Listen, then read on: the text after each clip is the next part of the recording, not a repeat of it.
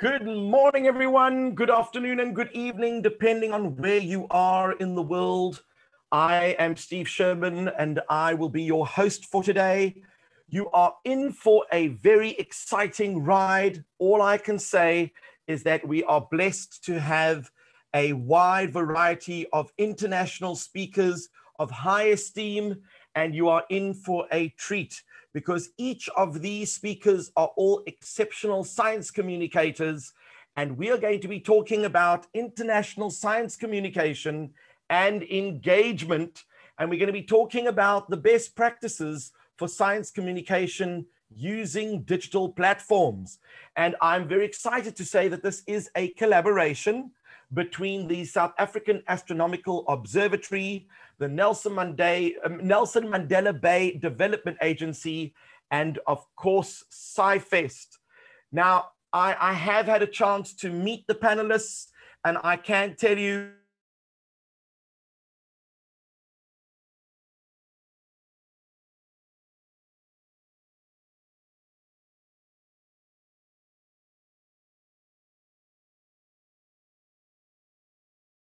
Did you lose me there for a second? Apparently, I had disappeared for a second, so let's try that again. Hello, everyone, and I don't know which part it kicked me out, but just to let you know, we have a wide range of speakers from around the world. I'm just having a look here. We have Australia, Mauritius, South Africa, Kenya, India, and the USA represented, including Australia and Singapore. So hopefully we will be able to get a nice broad range of perspectives on science communication during this interesting time in our lives during this pandemic. And what I would like to do is begin this particular webinar by inviting our first speaker, Dr. Jabu Nokeri, who happened to be the Managing Director at the National Research Foundation of South Africa, which is also part of SASTA. So on that note, Jabu, I'd like to welcome everyone to today's seminar. Okay, thank you very much, Program Director. As indicated, my name is Dr. Jabu Nokeri. I'm the Managing Director of the South African Agency for Science and Technology Advancement, which is a business unit of the National Research Foundation. Our mandate as an organization is to advance the public awareness, appreciation, and engagement with science, engineering, innovation, and technology in South Africa, and thus strengthen the relationship between science and society.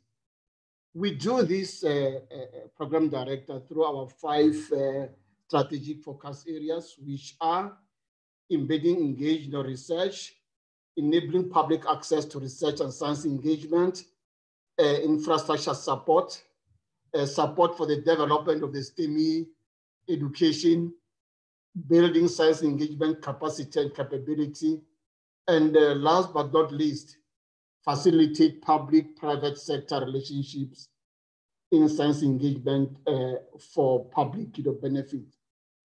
Then COVID-19 has severely disrupted many of our engagements, as you all know, and to be meeting collectively, applying ourselves today to develop and sustain methods that will allow us to work in different ways as we progress after this pandemic is indeed welcome and by the NRF, and it's indeed a special occasion for all of us. South Africa still has a large digital divide. As we share best practices and chart a way forward, we look for innovative and novel ways to continue our programs. Let me, Program Director, take this opportunity to welcome all our international panelists, starting with the CEO from and CEOs from various organizations, science centers across the country, and science engagement entities. I'd also like to recognize, in particular, Mr. Adam, the CEO of Mandela Bay Development Agency and his team at the Nelson Mandela Science and Technology Center. that have worked, tirelessly with SciFest, SAU, and SASTA, to put, this, event, together. I also want to take this opportunity to welcome and recognize the presence of the CEO of the National Arts Festival, Monica Newton. And I also want to take this opportunity once again to recognize and welcome representatives from different countries. Starting from South Africa, we do have our own Akish Dasrat from Cape Town Science Center. All the way from Australia, we do have Kristen Gottschalk from the International Center for Radio Astronomy Research. And at the same time, from Australia once more, we do have Dr. Graham Walker from the Australian National University. Now I move again and recognize our panelists from the United States of America. We do have Mr. Robert Buck-West from Informal Learning Experience. And then from Mauritius, we do have Bamin Kamudi from the Rajiv Gandhi Science Center. And from Kenya, we also do have Mr. Kenneth Munjero. And again, once more from India, from the Inter-University Center for Astronomy and Astrophysics, we do have Samir Juten. From Singapore Science Center, we do have Dr. Song Chun Lee. And from Burkina Faso, based at the Environmental and Agronomic Research Institute, we do have Dawe Some. And last but not least, from the United Arab Emirates, we do have the president of the University of Dubai, Dr. Isa Mohamed Bastaki. Program director, let me take this opportunity to also further recognize all our science centers in South Africa that have made time to join us today in this session. I also want to recognize the presence of science engagement professionals, science journalists, our interns, and member of the public who have made time to join us to this historic occasion. I welcome you all and open the webinar on best practice for science engagement using digital platform. I trust that through this platform, we will engage, we'll share, and learn from each other. To all of you, thank you. Enjoy the day with us. Thank you so much, Jabu. And Jabu is always at all the big events that whenever we go to the STEMI competitions and Olympiads and things, he's always there speaking. And, if you ever look through his CV, you will see that he has been in the trenches. He is certainly a science communicator. He's not just the head, but he's also a seasoned science communicator. And we always thank you for your input. We are now going to go into about an hour of presentations. Each person's going to get 5 minutes to wow us with the kinds of comments and feedback that we need to learn about how people have been coping during this pandemic. And we are going to kick off with our first speaker. We have Kristen Gottschalk all the way from Australia. I'm not sure what time it is there. It's probably sometime in the afternoon, in the evening, possibly. Kristen is from the International Center for Radio Astronomy Research, otherwise known as ICRAR. And of course, she is the Astronomy Ambassador, and she manages the ICAR's online presence, as well as coordinating the outreach or educational side of the outreach. She is the education and that's part of the education and communications team at ICRAR. So Kirsten, I'm handing over to you. Thank you very much, Steve. And good afternoon, good morning, good evening, wherever you are. Thank you for joining us, everyone. I'm just going to share my screen here. And there we go, we're off. So I'm going to quickly give you a bit of an introduction to what we've done in Western Australia during our COVID lockdowns to engage our audiences online. So I'm not just speaking on behalf of ICRA and what we did, I'm also talking a little bit wider about all of the outreach and astronomy related communications people within Western Australia, because we all have a collective group called Astronomy WA, of which I am the co-chair. So we have research organisations, amateur astronomy organisations, communications, education and tourism groups involved, and we all get together and collaborate and work together to promote astronomy. And so we all did a lot of different things over the COVID period in Western Australia. Just for a brief bit of context, we were extremely lucky in Western Australia. We still are extremely lucky. We were working from home for the majority of people in the state for about a 3-month period. We have been back in office predominantly for a few months now, luckily, and all our museums and things like that are open. And our schools never actually closed. Many parents did keep their learners at home, but still a lot of learners were in school with teachers. So teachers had to transition to kind of a hybrid model where they had some students remote learning and some students in the classroom with them still. So what did we do in Western Australia? So we, as you might expect, had a lot of live stream and webinar activity. We really wanted to, within Western Australia, provide something that was really key for the Western Australian context. There was a lot of webinar activity happening across the globe, astronomy-wise, but we wanted to provide something for our time zone, which is quite separate from the rest of Australia, and that was appropriate for our local context. So every Wednesday night, my organisation, ICRA, held a research live stream. There's a video playing of one of our live streams here where one of our researchers talked a lot about PISA. We also had live streams from our amateur and our outreach observatories. So Perth Observatory and our other observatory, the Gingin Observatory, both had multiple live streams per week of stargazing and teaching people about the night sky live. So they had live streams hooked up to the views through telescopes. They also had live Ask an Astronomer, Ask About the Night Sky sessions for beginners, so they could learn to use their telescopes that they might be pulling out of the cupboard and dusting off for the first time in a while due to lockdown.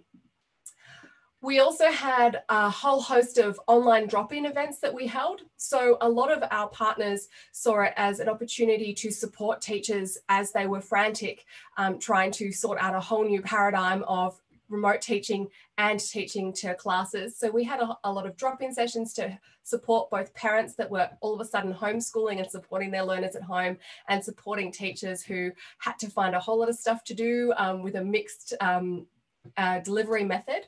So we would hold drop-in sessions for an hour each week on different topics where people could drop in and ask us questions or just engage with us and send their learners our way to talk about astronomy whilst they perhaps sorted something else out, and they were quite successful. So we had 3 different ones. We had Ask an Astrophysicist, we had talking about remote telescope use, things like that.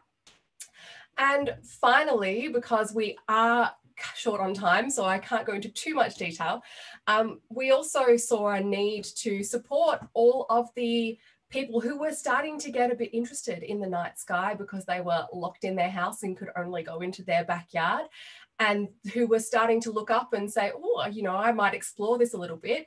So our local telescope shop that's in Perth, they offered a free knock and drop delivery service where they would deliver your telescope if you decided you wanted one. And then they and a lot of the other organizations offered free online lessons for people learning how to use their telescopes for the first time and figuring out how to start engaging with their own amateur astronomy from home as a bit of a family lockdown activity. And finally, we also had a lot of online resources that we promoted. I did a webinar workshop yesterday as part of Astrofest at SciFest here. So we are recording online of that if you wanted to see some of the online resources that we used during the COVID period.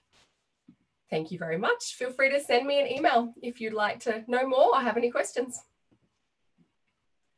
Thank you, Kirsten. And that is remarkable. A science communicator sticking to their 5-minute slot is quite rare and unheard of. So you certainly are a skilled practitioner with the work that you do. Our next guest speaker we're going to invite Ms. Bamini Kamudu all the way from the Rajiv Gandhi Science Center. Bamini is currently the resource officer or the senior resource officer attached to the education department of the Science Center. And we welcome you all the way from Mauritius.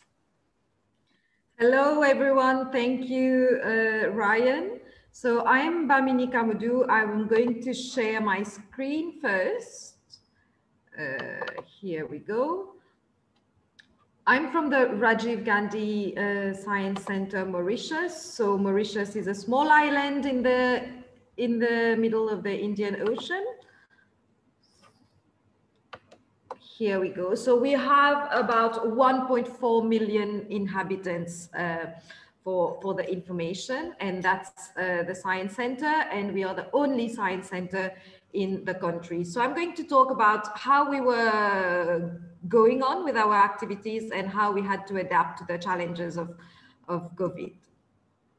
So our Science Center is here since 2004, and point to note, we are a parastatal body under the Ministry of Education, and all our operations are based on 6 pillars, 2 of which are focused on the Science Center in-house, and 2 of which is mostly about outreach, schools, and community outreach.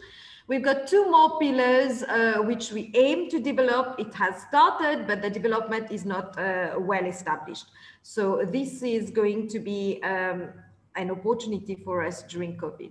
Briefly presenting our exhibition galleries, 6 exhibition galleries, and these are some of our activities targeting schools and public. Science shows in schools. We do a lot of competitions. We are very famous for the model glider competitions and the Science Quest project-based competition. And this is outreach in the community, sky observation, and this is our National Science Week, where large crowds gather at our center.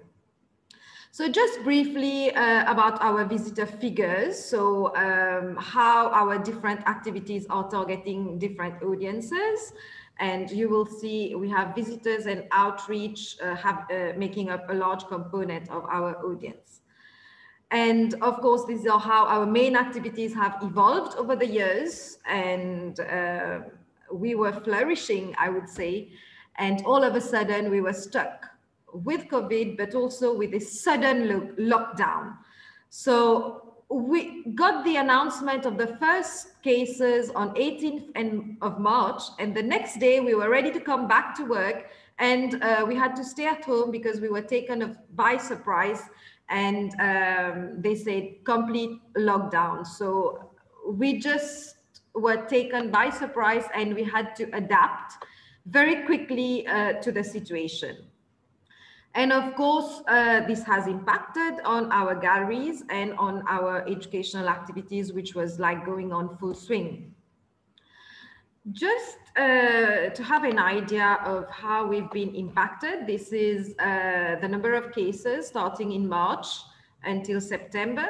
We quickly, the country quickly contained the pandemic after the lockdown, just here.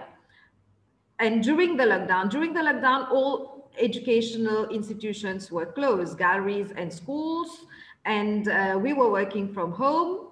And the first step was we need to have an action plan. So we had an action plan and a committee set up, and we decided why not take the opportunity to start with the developing pillar 5, which is the e-promotion of science as one of our pillars. So we started online activities. Activities are on Facebook, on the website, and are being sent to school. And since we quickly recovered from COVID, we don't have any cases in the community right now. So the galleries are reopened. We are back to normal, not normal, but quite normal. And galleries are reopened, and now schools are opened. As from August, we are able to take our activities to schools, but not interact with students. So what we did, I'm going to show you some of the activities first. So these are the online activities. Of course, we had our webinar. We've got, we couldn't do sky observation during lockdown, so we had astronomy awareness. We promoted some science days. This is about science recipes where we send experiments that parents and teachers can do with students. And of course, we launched a photo contest where people don't have to come physically to participate, but can still get engaged with the science. And now we have our traveling exhibitions, which is reaching out to schools, but we don't interact directly with the students. So we set up on one day, we leave the exhibitions in schools, and we come to pick it up after a week. So as from August, we have started back our activities with the community with the sky observation programs. And of course, sanitary precautions and social distancing are maintained. And this is now leaving things on Facebook like that and not making sure that it's reaching out. Is it having an impact or not? We try to quantify our impact a little bit here. And you will see that we've got more views than clicks and reactions. So this is something that we have to work on. And our next projects, we've got more online projects in the pipeline where we're going to do some science videos and quiz online. And just to conclude, of course, with COVID, we had our challenges. The main challenge was no access to schools and no public gathering, but we took that as an opportunity to develop our e-promotion of science pillar. And also we found a means to reach out to schools with less human resources. But it's also a means for us to develop our social media, which was not very well developed, and to increase our visibility. So that's it from us. So I'll be happy to answer your questions and interact. Thank you. Thank you so much, Bamini. And all the way from Mauritius, we now move back to our home country of South Africa. It gives me pride to introduce Mr. Akash Dusrath from the Cape Town Science Centre. Akash is an active member of the South African Association of Science and Technology Centres, otherwise known as SASTEC, since 2012, where he currently serves as the Deputy Chairperson. He is also a member on the Accreditation Committee for the South African Network of Science Centres, and he is currently the Cape Town Science Centre Manager. And we welcome Akash. Thank you.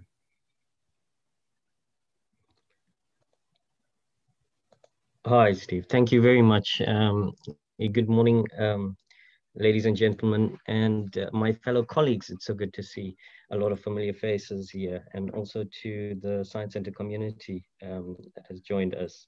And today I'm going to basically talk to you guys about how the Cape Town Science Centre has been using digital platforms for science communication. Now, when the state of disaster was announced on the 15th of March in South Africa, all of us had no idea what was actually in store. When the country entered lockdown, it left us feeling quite scared. We didn't know, what was going to actually happen. And we had to close our doors and think about how we were going to get through this year, not knowing how the future will pan out. And we still don't really know for sure how it will. But looking at a quote by Anne Rowe, she says, "Nothing in science has any value to society if it is not communicated." And as a science center, it is our responsibility to continue communicating science, even in the midst of such a crisis, which in itself is science.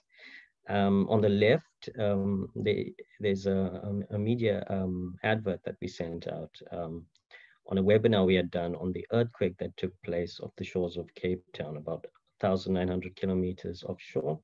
And it just goes to show how important it is to keep things current and relevant when you're doing these online offerings, because that particular webinar had over 100 people attended to participate in it. And following that, we also posted that webinar on our Facebook page, which has had over 100 views as well, which is quite remarkable. Now, coming back to the Science Center's offering with regards to our education program, we had to change the delivery of our education program to take on a more virtual delivery. And this was not easy for our staff at the start, but we kept at it, building on our virtual offerings, utilizing a variety of digital platforms, such as your Zoom, your YouTube, your Facebook, your Instagram, and Google Meets.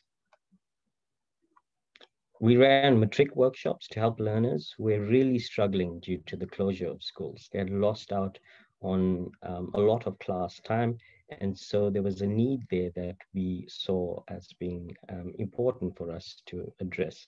And our matric workshops have been absolutely well attended, and has also helped a lot of the matrics prepare for their final examination, as this is the most critical year for them before they enter into universities.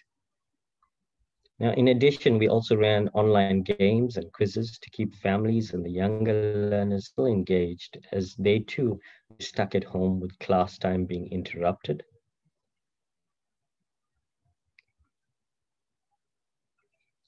And we ran a mini online festival of science in which we had science shows, intriguing talks, and coding clubs as well, with some very popular guest speakers, such as Professor Mike Bruton and Dr.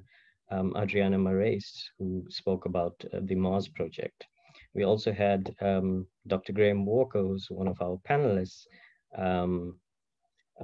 do a science show for our audiences as well, which was quite nice to have.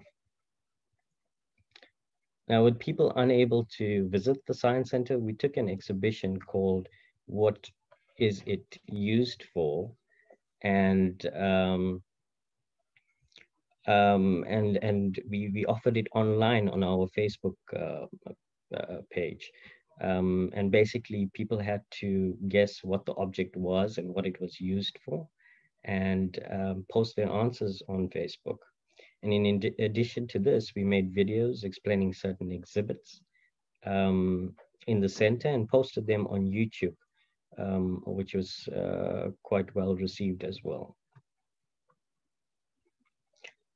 And lastly, we created videos on home-based activities. Families could engage in science activities in the comfort of their homes, as well as we hosted a science snack on dinosaurs, where families could engage with a real scientist on the subject matter. I mean, who doesn't love dinosaurs?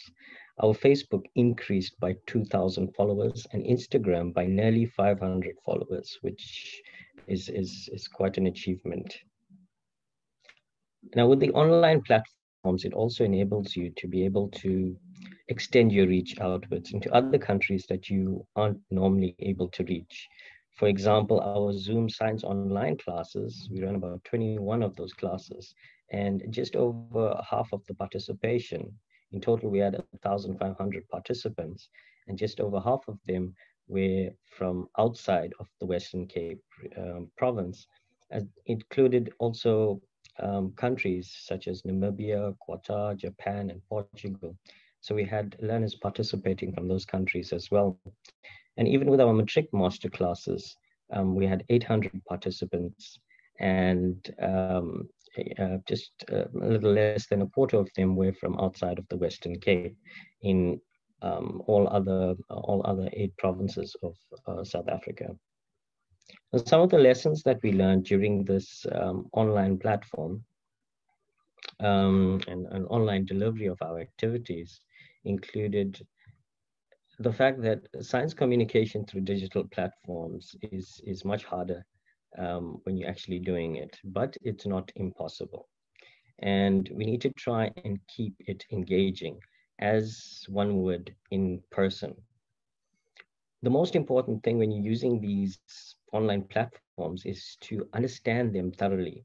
The security settings, chat options, the polls, everything that it basically offers. Understand how it works properly. Use prompts to facilitate responses from the audience. Encourage responses in the chat that is provided, those type of facilities. Use them and understand them. Encourage cameras to be on. Having faces to speak to actually helps with the presentation. Having a co-host to support it is absolutely vital. I mean, you got 100 participants in your webinar, and there's so many questions going around. Having a co-host or multiple co-hosts actually help to manage that the webinar and make sure things run very smoothly from a technical point of view as well. Also use the session to market your other programs. You might be running programs on Facebook, or you might have other events coming up. This is an opportunity for you to be able to engage with your audiences. Another important lesson that we learned is to have a structured and clear registration process and to communicate regularly with our target markets, because they tend to forget with everything that is going on these days. They might register for a workshop or for a science show event, and you find that they don't really show up because they've lost the mail, or it's ended up in a junk mail, or they've completely forgot about it. So reminding them is quite important. The next important thing is to train and practice. I mean, this is a new thing for all of us, and it's important for our staff to understand how to actually use these platforms effectively and to practice them. And most importantly, it's to have fun. Body language is what your audience can see. So keep it exciting and engaging. So we are currently not open to public as yet, and we are putting measures in place for when we actually do open, but are continuing to work on our online offerings. I think that a hybrid model may be the way to go when it comes to digital platforms and science communication, because science centers are unique because of the physical space that they occupy. And I mean, in South Africa, it's about 56.3% of South Africans have access to the internet. So how do we actually give access to the rest of the South Africans? With the digital space, it creates and exposes a digital divide. However, we need to also remember that every crisis offers an opportunity, and we need to make most of that opportunity. Thank you. Thank you so much. And Akash, of course, if we had to round it off to the nearest 5 minutes, then you might have made your 5 minutes timing. But as I said, these are important discussions. And I felt that the list that you were putting forward there was quite essential for many of the science communicators. And I'm sure that all of you would agree with that. Our next speaker is all the way in Kenya. Well, you never know with Ken. Ken is in many countries at once.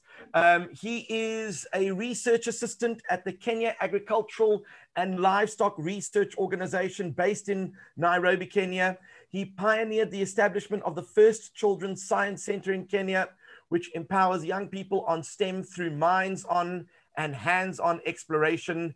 And he is very involved with the Fun and Educational Global Network in Nairobi. So Ken, I'm going to hand over to you.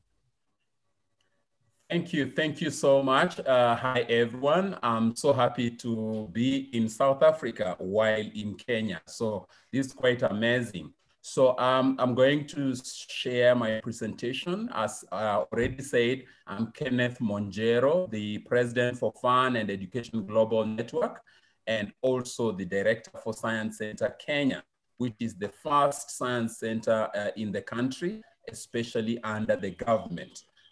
We have also a private intervention in terms of, like, we have a discovery center, but I'll be reporting about Science Center Kenya and the programs that are also done by Fun and Education Global Network. So Science Center Kenya's mission is to promote STEM, science, technology, engineering, and math, through interactive science experiences that engage and challenge and inspire exploration and understanding of the world around us.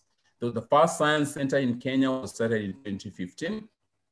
And with due respect and for capacity building and support from South African government, SASTA, NRF, SASTEC, and individual science centers in South Africa. So we are very small science center, not comparable to my preceding presenters. So we've also been affected by COVID. Right now, the numbers are quite high in terms of 43,143 cases. We also have recovery and death cases. So this has affected the country as we talk. We are still closed down in terms of most of the systems. All schools are not yet back to learning, apart from a few groups that have been allowed to be in school because of space. So I would say COVID has affected closure of schools, transport industry, and of course now, due to this, we had to plunge into online sessions. And the other aspect is the study that has been carried out by Science Center Kenya indicate that there has been high trauma to children and noticed psychological effect where parents are traumatized and as well as students and learners are also traumatized. So this really plunged us to engage into COVID-19 sessions, specifically, which we've not been running, just to do awareness and management and control and all that. The other aspect is IT utilization in the country is still low, and that's why mostly like it's just about 40% who can access online sessions. The other aspect that we've not engaged in is about engaging parents. We've been engaging teachers and learners more. So there was urgency of engaging parents due to this. So we've utilized various platforms, inclusive of Facebook, Zoom, Skype, WhatsApp, but there are lots of challenges, It only comes to my realization that even some of the teachers don't know how to use Zoom. So there was need to really engage them on these platforms.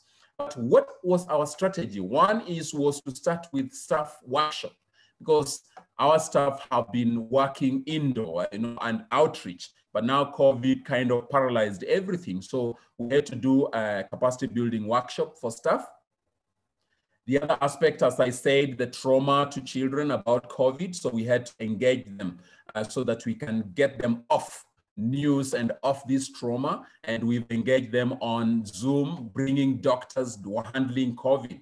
So what we say, it's not fear of COVID, but it is about engaging them to know how COVID can be managed across. Apart from that, we have engaged them sessions on, because most learners are at home. So we've developed sessions where we do daily science shows and programs online. And we go all the way, cutting across STEM disciplines. You can see this was about space. And you can see that guy, we had to design some kind of spacesuits and all that, and really have an online experience. Now, COVID opened up for us to see what happens globally. So Science Center Kenya had to open up its space and venture into global programs, connecting with greatest people across the globe. And we also started mentorship. You can see all races inclusive, all countries, even South Africa there, and children having exchange programs, but more so to look at the constraints, because we say COVID started from one point, it's now a global pandemic. So children need to know what's happening out there, the whole across the globe, and develop resilience and learn about management of these constraints. So we've had to develop projects, because we don't want just them to come online and have fun, but we want them to engage into projects. So they have started home makerspace. They have started agri-COVID gardens, which these are vegetable gardens done from home with all type of lessons, all the way from soil to harvesting. We have design for change in terms of design thinking. So how can they come up with the empathy in the problem, the situation that we are facing, and at the same time develop projects or develop solutions to these problems. Virtual tours, and this has given us a nice, wonderful time to just see what happens in other places. So as I said, capacity building for parents was very key. And we're looking at home safety, because they are now the teachers for their children. We're looking at how they need to work with children, other than controlling them, other than directing them. We need to them as facilitators, and also how they can develop ability to listen to children, and of course, home workshops. They're the ones who develop all that platform. So these are children making exhibits at home. These are children doing art at home. These are children developing gardens at home and utilizing innovation that we have been able to tap in and bringing doctors, pathologists, professors to really engage them on what's happening. We also started a project on "You fear me, yet I help you a lot." And these are just worms. These children have developed what we call vermiculture, and they're able to do these kinds of projects. As I said, virtual tours, engaging with patients, doctors, and across various industry and various disciplines. So what I would say is there is need to strengthen online programs within science centers. That is me. And what I was just saying is we're not just looking at Kenya, but we're looking at inter-country, inter-center, inter-community, inter-races, kind of looking into that kind of partnership. That's why you're seeing we even have a coordinator in South Africa. So thank you so much. Steve, back to you. Thank you, Ken. And I know that Ken is very passionate about what he does, just like all the other communicators. Before I introduce our next guest, I just want to give a shout out. We have Miss Monica Newton, who is the CEO of the Grahamstown Foundation and the National Arts Festival, and she is attending. So hello, Monica. As you know, South African Astronomical Observatory is partnering with the Nelson Mandela agency. It was, and I've got to get this right, it is the Nelson Mandela. Now, I've lost it because some people are moving things around on the screen. Let's try that again. It is the Nelson Mandela Bay Development Agency, and of course, SciFest, and they are working hand in hand with the Grahamstown Arts Fest as well. All right, our next guest, we are now traveling from Kenya all the way to India. We have Dr. Samir Durda from, and he says it's IUCA, which is obviously affectionately the word that you would just describe, the IUCAA. And I just want to say that Dr. Samir Durda is in charge of the widely known outreach program SciPop at the Inter-University Center for Astronomy and Astrophysics. So over to you, Samir. Thank you, Steve, and warm hello to everyone. Of course, these are very strange times, and the pandemic has really brought together our different minds into developing new things for outreach. So I'm just going to share this effort that me and my team, which is listed here on the screen, has done during these times. I'm thankful to the organizers for including us in this. So in this period, in this meeting, I'm representing India, which is a vast and populous country, and also has a lot of connection with South Africa for more than 2 centuries, in fact. So this country, with this population, etc., requires much more effort in any kind of publicity effort or kind of outreach effort. So I cannot claim that I'm representing all the science centers across India. You can see these dots peppered across India, which are actually officially government-supported science centers under the National Council for Science Museums. And these would amount to about 1,300, 1,400 places. But of course, other than this, we also have support of NGOs and private institutions running smaller science centers, which may be more than 100 in number. So we are part of one of such science centers at a research institute, which is on the west of India. You can see this dot which just popped up. That's where our institute, IUCA, which is a popular name for the Inter-University Center for Astronomy and Astrophysics. So we're in Pune, India. And of course, so our outreach, major part of our outreach dwells on these subjects of astronomy and astrophysics.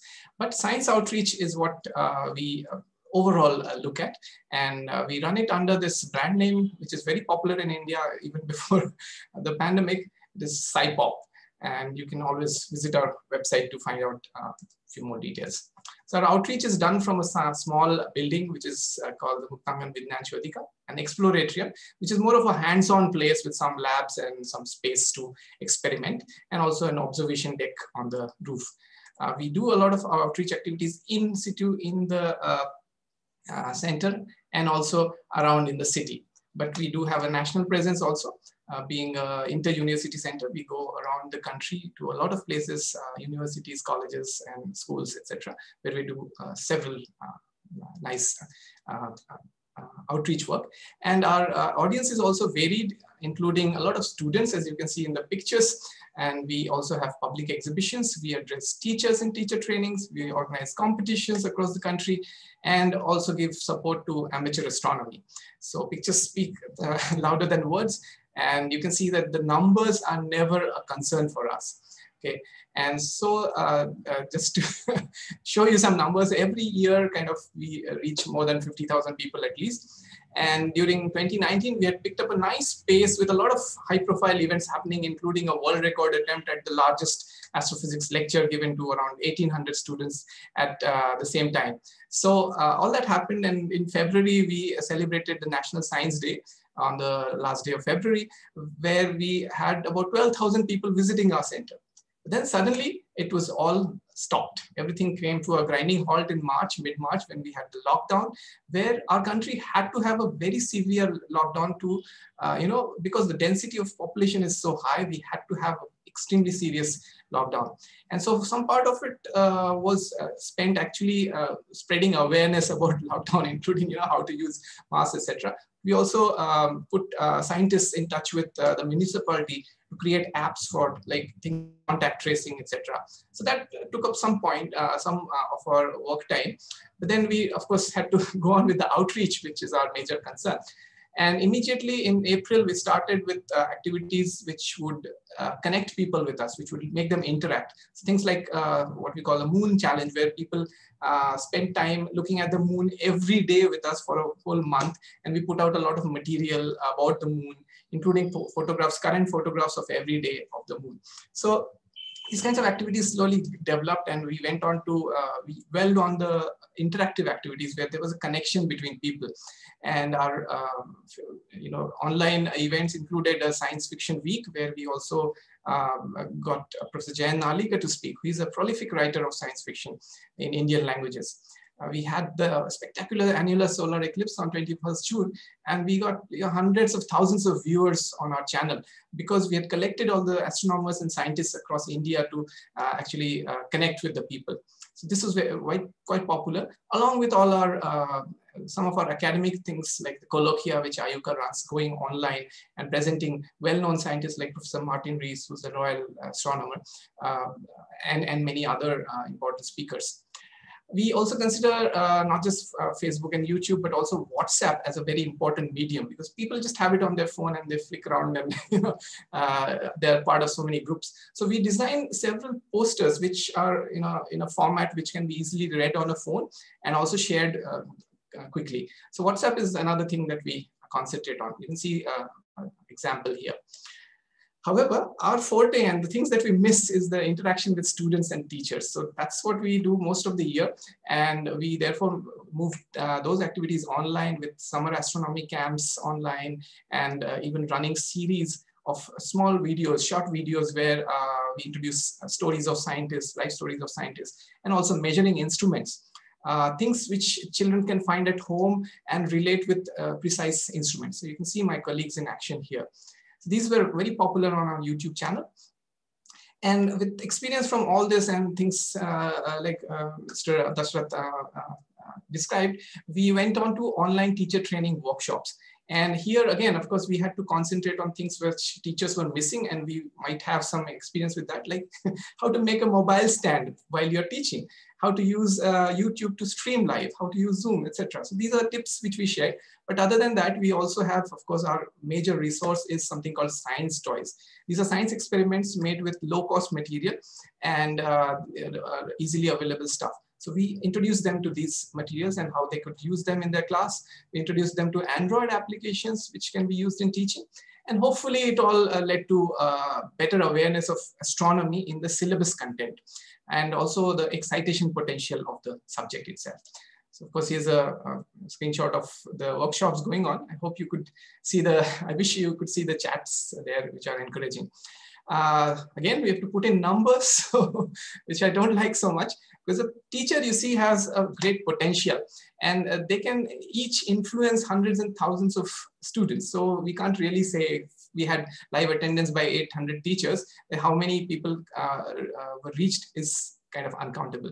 But these are the kind of numbers we reached. And of course, all those people who gave us feedback also got certificates, which is a nice thing to cherish. We have to come to numbers. So yes, yeah, though some numbers are undefinable, but some things are very well defined, like YouTube analytics, which shows us that during 2019, when we had around 15,000 views every year on our YouTube channel, our subscriber base grew by more than 4,000. And the lockdown views on our channel have now been close to 290,000. It is an amazing rise, and you can see the stark contrast in the two bars there. 1.8 million new impressions is what YouTube is telling us. Facebook, we created 22 events, 73,000 people reached, with 2,000 of them actually writing back to us in comments, etc. And our following has grown up, and our unpaid organic posts are reaching about 1,000 people every day. So these are important things which we did, and analytics. But of course, I should not finish without mentioning the tools of the trade. So teleconferencing softwares are, of course, a must, and everybody's now getting acquainted with them. We use them for direct interactions like this meeting, for example, but we also connect to experts, and then that connection, that meeting or that talk or interview is cast live on our free YouTube channel. So for that, we use an intermediary software called Open Broadcaster, OBS, and it is an amazing software, and I would highly recommend it, because it not just gives us this casting capacity, but it also allows us to record videos, mix in things like other videos or text or pictures, etc., onto to make a nice quality product. And if you, of course, have to edit your videos, you could use the free software like Shortcut, or if you have licenses, you could go for Adobe Premiere or other such costly software. And YouTube, of course, you could use it free and host live interactions or archive your videos there. These all these have been very successfully done because our government has maintained low costs of the internet. During this period, if the internet was not there, the education would have suffered a lot. So thankfully, our a month-long 1 GB per day kind of 4G network costs about the cost of a wine bottle in your country probably. So that has really helped, and that has helped us reach so many thousands of viewers. And I would say that in the end that these are the similar, there are similar tactics which other science centers have also been following during the lockdown. And we are still in lockdown. We are still continuing to do this. And with some tips from this meeting, I think we'll do better. So thank you very much. Thank you so much, Samir. And now we're going to move all the way to the USA. We have Dr. Robert West. Dr. West is at present the president of the Informal Learning Experiences in Washington, D.C., a position that he has held since 2012. His experience includes being the lead scientist for the Third Planet exhibition at the Milwaukee Public Museum and conducting feasibility studies for emerging children's museums in numerous states. And Dr. West is a member of the Explorers Club. He's also a Rotarian, and of course, the American Association for the Advancement of Science, which he is a lifetime member. So over to you, Dr. West.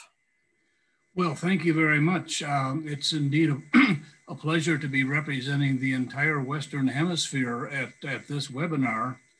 And the program that I put together, I'm trying to be very aware of the diversity of the speakers that you have here today, so that we're not going to be repeating what others have done, but I'm going to be more looking at my perspective on the North American world. So whoops, now. I'm sorry, I have to do something more here, don't I? Are you looking to share your presentation? Yes, and Is it in PowerPoint? Yes, it is. And can you see it there? I see it on my screen. I think Okay, did you click on share screen on the bottom in the middle? that was what I did not do. And I'm now going to have to go back. So in the Zoom chat, just click on the green button where it says share screen and then select your presentation. Yeah, but I know I've got to go back out of it right now to do that. There we go. There we go. Am I there? I can't see it now. You just need to select your presentation now. So if you click on PowerPoint on the bottom of your screen, there we go, and click on start.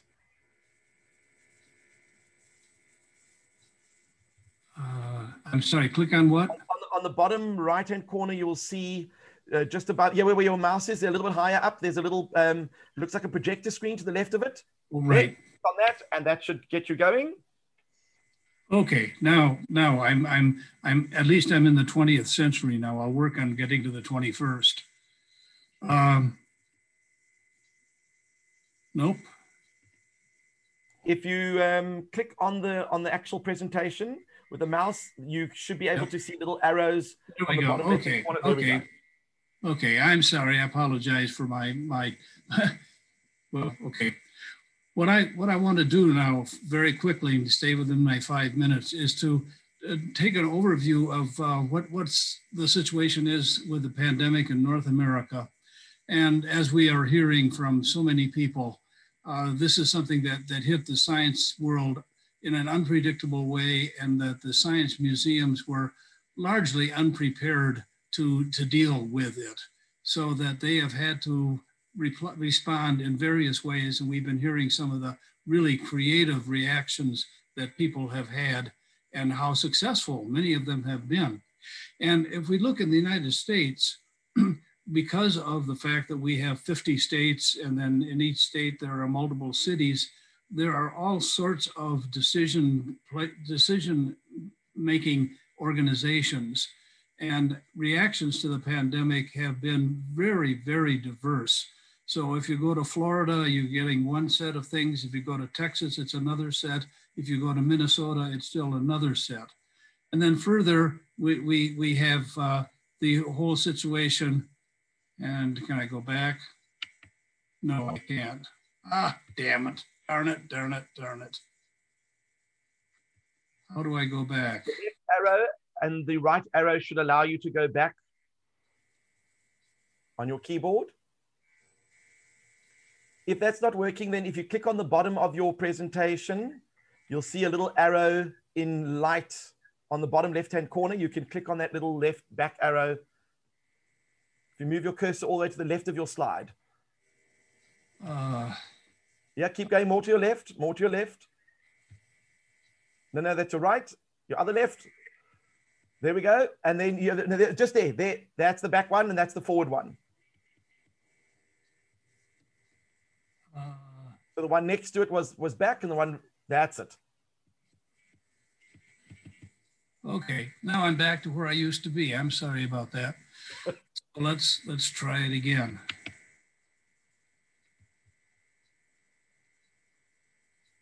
Well, this should go forward. No, you got a left mouse button, not right mouse button click.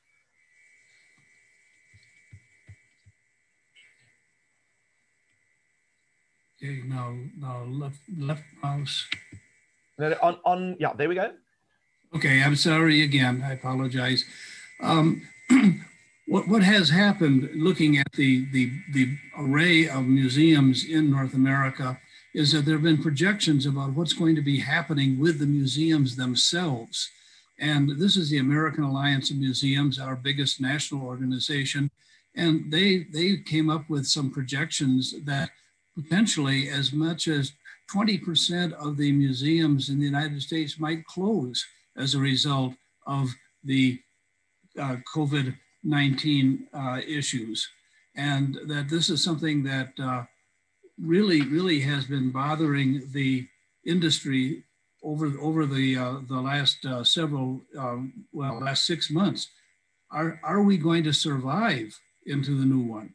Then right now, as we are having this session with you, the Association of Science and Technology Centers is having its virtual conference in the United States, which in about 6 hours, I will be joining it. And a great deal of new information is coming out of there. So I would urge people to go online and look at the Aztec website, because you're going to see a lot of really, really useful information there. And they've got a group right now that they're anticipating of about 3,000 people participating in this annual conference online, representing at least 50 countries. Now, I would like to get myself back together again.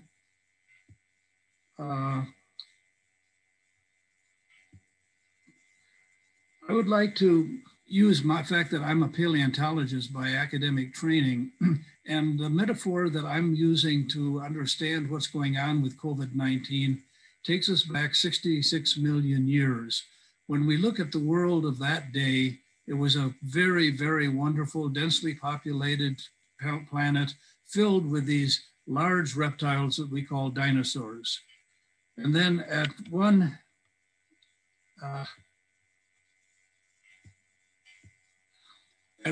sudden moment, 66 million years ago, an asteroid hit the Earth. And here are the dinosaurs, and they're watching what was coming on. That asteroid hit the Earth, and in a matter of a very short amount of time, the dinosaurs became extinct. They disappeared, and what was left was these little furry, warm-blooded creatures that we call mammals. And really what they had was a whole new environment, an array of opportunities to expand, to diversify, and to become the new dominant kinds of organisms on our planet. And I think that if we look at the concept of the pandemic as a extinction event, what we have is a series of new environments and opportunities for the museum world in general. Now, what we are doing at Informal Learning Experiences is we are surveying in very interesting ways the museums of North America. That I've, in conjunction with a colleague, marketing feasibility advisors, we have put together a 4-page essay that we call Challenging Choices for Museums.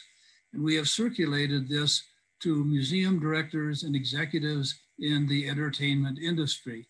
And what we are now doing is we're meeting with these people one-on-one to learn about what are they doing in order to respond to the sudden change in the environment in which they live.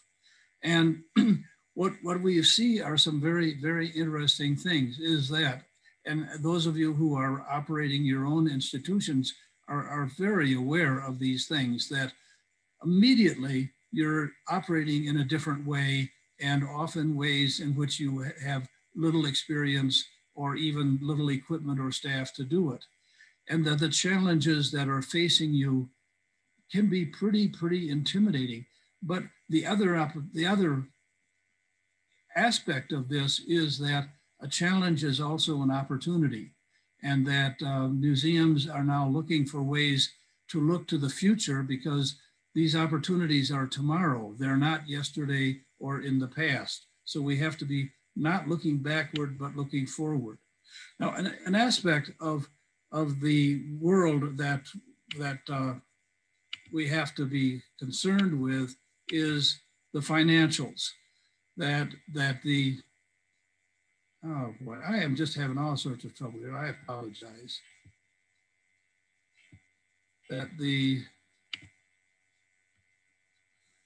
If we take just a typical museum in North America, you see how much of the financials of that organization come literally through the front door and from operations that have people or organizations contributing or purchasing experiences or materials at the museum. So the fact that we're closed down has a very significant impact on the financials of the museum world. And this is what the American Alliance of Museums is projecting in the way of changes in the financials of the museums in North America. And what you can see here is that loss of income is a very, very significant experience for many of the institutions, where over half of the institutions are anticipating potentially losing 30 to 40% of their annual income or their operating funding. And then this whole business of being closed, as we have seen in the presentations that came before me, has said, okay, we're closed, but that doesn't mean that we're not important anymore. We're still awesome. We're still things that we have to do. So we have had good reports already of how we have gone virtual. And for instance, this happens to be the Science Museum of London, but touring a science museum today is something that is really, really amazing. I've spent a lot of time online, and I have seen things in museums all over the world while sitting at this desk. I have not had to go to London. I have not had to go to Tokyo. I've not had to go to Singapore in order to experience museums in some very, very exciting ways. And then as we have been seeing, we're taking these virtual programs out to our different audiences, whether they be the school students, the broad public, the hobbyists, the people with special interests.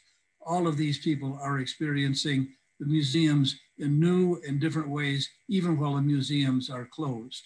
So the situation right now is that, as we've been hearing, sometimes we're open, sometimes we're closed. We've had many, many museums that have opened.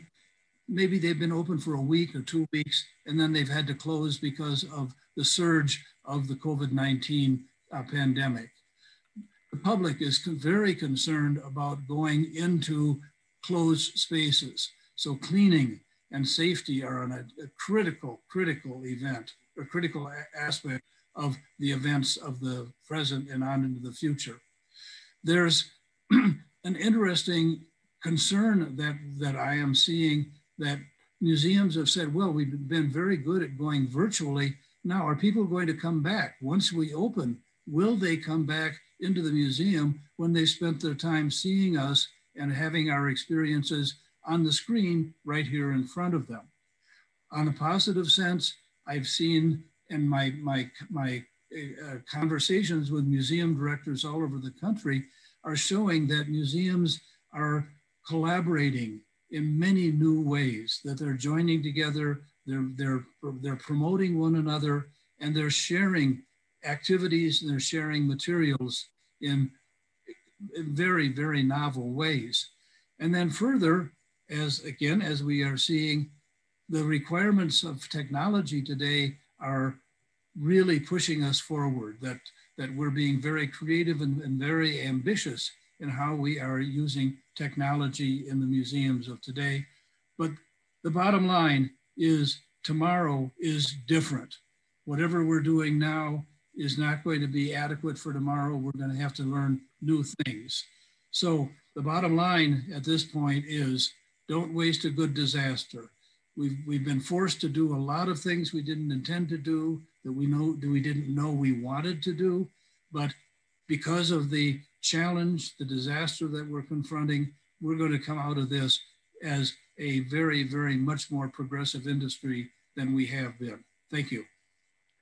Thank you so much. We're now moving all the way from the USA, where it's very late in the morning. We're moving over to Singapore. We have Dr. Son Chu Lee, who is from the Science Center Singapore.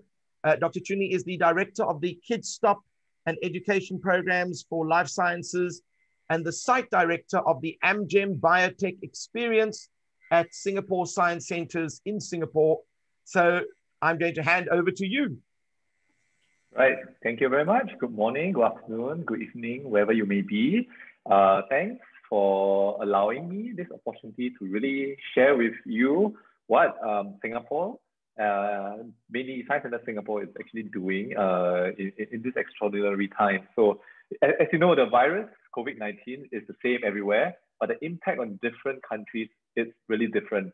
So I would like to share our perspective from the Science Center perspective of how we actually been forced, like what Mark has said, Wes has said previously, don't waste a good disaster. So this COVID-19 pandemic has really forced us to really rethink the way we do our programming, the way we do our outreach, the way we engage our visitors in terms during the lockdown as well. So here you have, I mean, Singapore is really a very small island right at the southern tip of Asia, but we are very blessed. We are located on the west side of Singapore Island. So we have about 11 hectares of land in a lake area. So it's really very beautiful and it's really very vast. And we are consist of 4 different attractions, mainly the Science Center Singapore, which is our main science center. And then we also have our OMI Theatre, which is on a separate wing together with Kids Stop, which is a Children's Science Center equivalent. And of course, we have our Snow City, because you know Singapore is in the tropical arena. So we do not see snow any time of the year ever. So it's the only place in Singapore where you actually can really experience snow at sub-zero temperature. So we are, Science Center Singapore is a state board under the Ministry of Education. So our mission and vision has really been set in stone. We want science to be friends and transforms the mind of millions. So because we have no natural resources in Singapore, so we really need science and technology to really help build up our human capital in order to progress as a nation. So what happened? I mean, most science center or science museum pride itself as using interactive exhibits as well as interactive hands-on activities.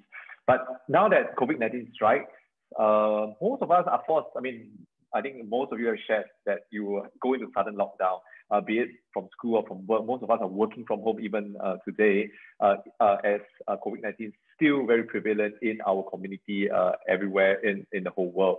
So what happened? I mean, in Singapore, when we are in lockdown, we don't call it lockdown because our government is the person heading the COVID-19 effort is a physicist, sorry, is an engineer, I understand. So he used a circuit breaker to really use this lockdown or circuit breaker to stop the community spread in Singapore. So what do we do? I mean, now that our educators who are actually usually in the center conducting programs, what do we do at home? So we quickly had a huddle, brainstorm, what should we do? And we thought the best possible manner is for them to really come up with interesting ideas, science experiments at home, where they can actually film themselves doing the science experiment and in turn impart that knowledge of how to conduct science experiment and as well as the science concept behind it to our visitors. So what we do then, we quickly put together our content team, brainstorm different ideas, different tracks of ideas to conduct a science experiment. And then we name it a Science O'Clock. So at a particular time in a week, we release one video for appropriate age group, be it 8 and below for children and parents to interact, or for 8 and above for our general public to really do a simple experiment that they can do using materials that they can find at home. So all these different resources that our Singapore audiences can use are packed under a Science at Home kind of a series.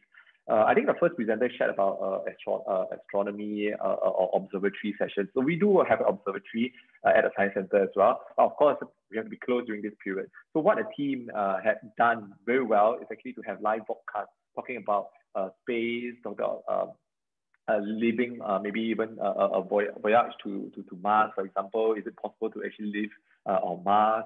And then we even had a privilege of hosting ex-NASA scientist, astronaut, sorry, to be on our show as well. So it's really amazing how this series has actually has a life of its own and brought in many, many people who actually follow our Astronomy 102 series.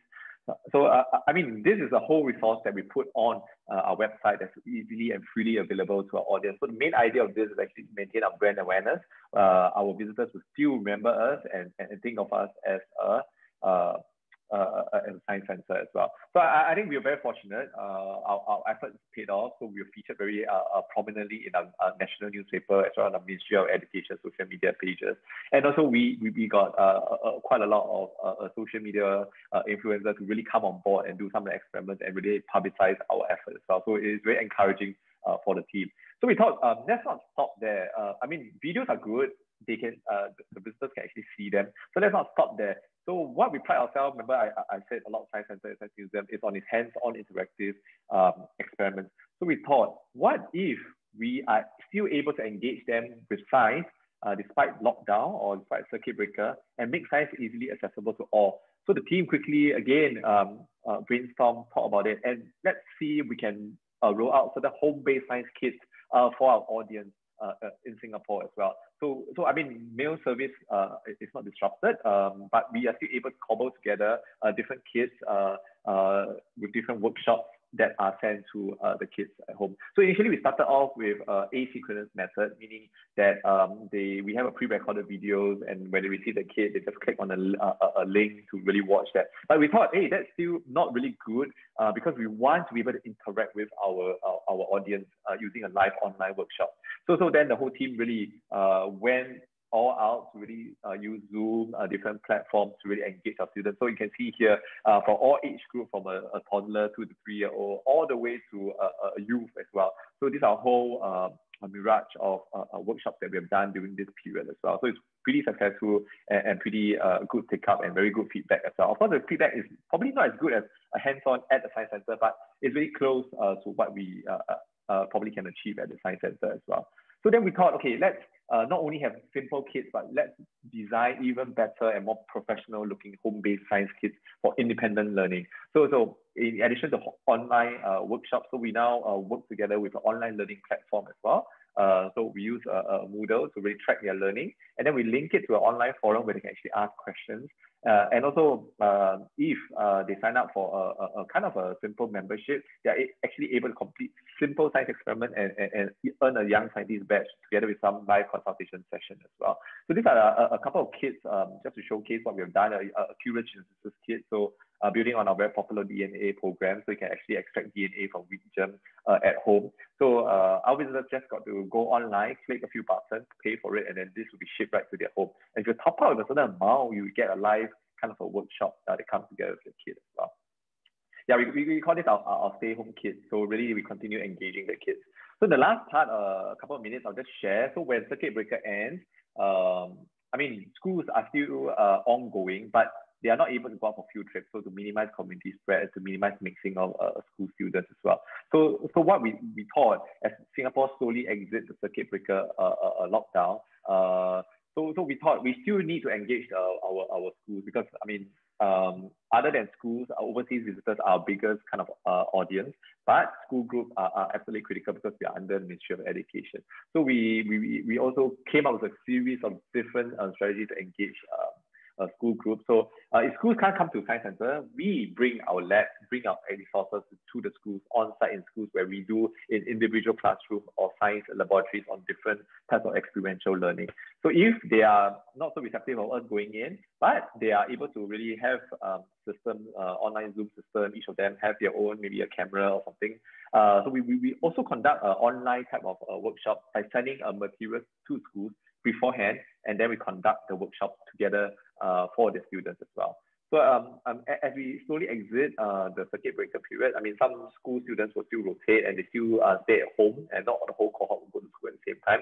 So we also do a live home-based learning. So when students are actually at home doing the learning, so the teachers will say, okay, this week we will do a DNA type of workshop, or this week we'll do a physics type of workshop. We also have certain programs that are available for them. And of course, certain packages, it's what we call asynchronous method. It's a pre-recorded home-based learning.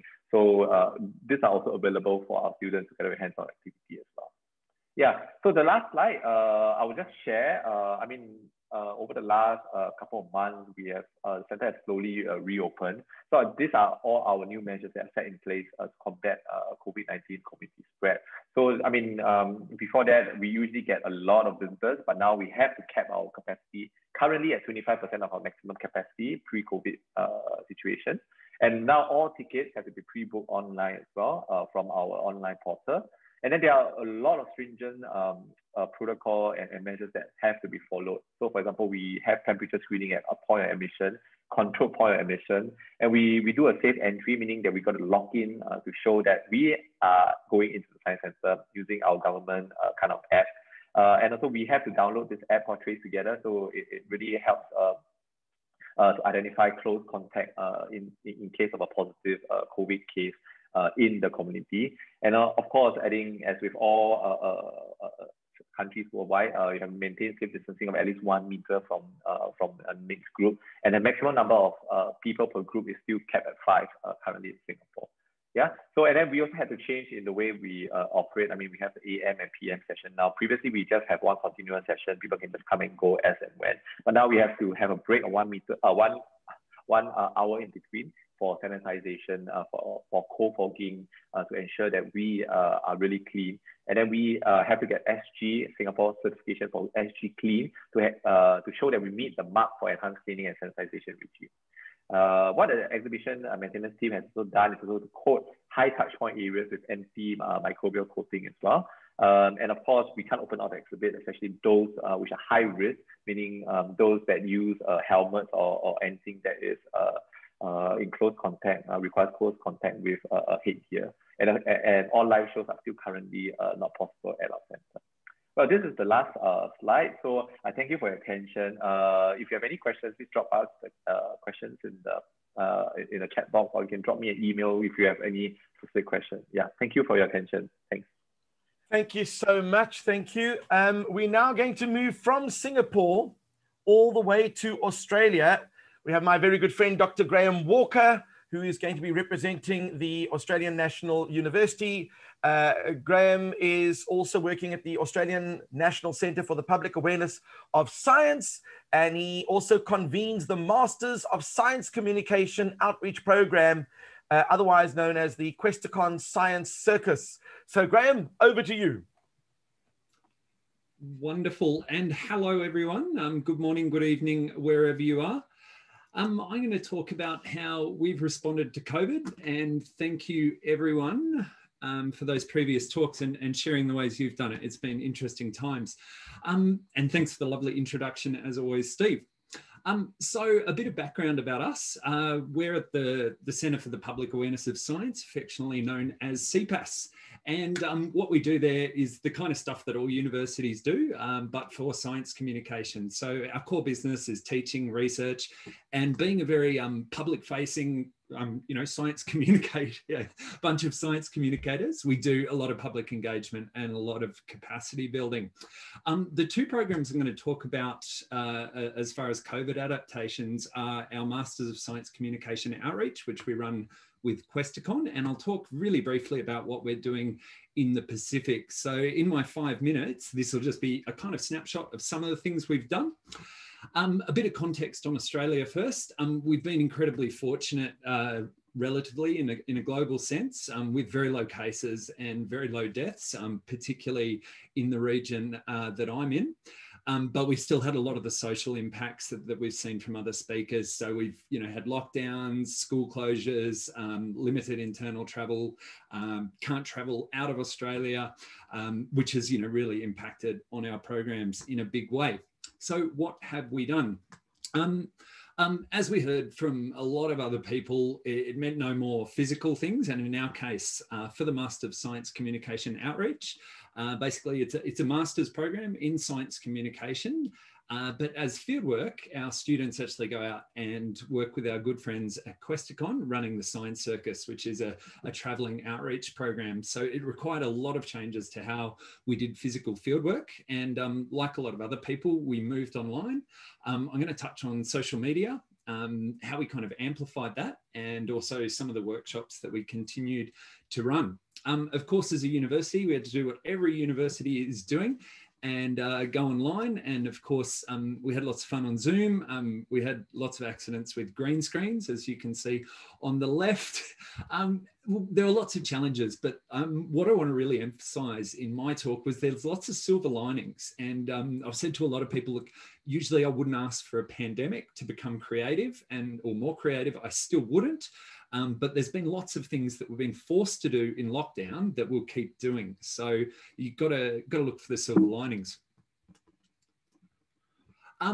The first thing we do, and we had to move really quite quickly, one of the big issues for us running a master's program and having our students was to make sure the students stayed upbeat and to look after their well-being.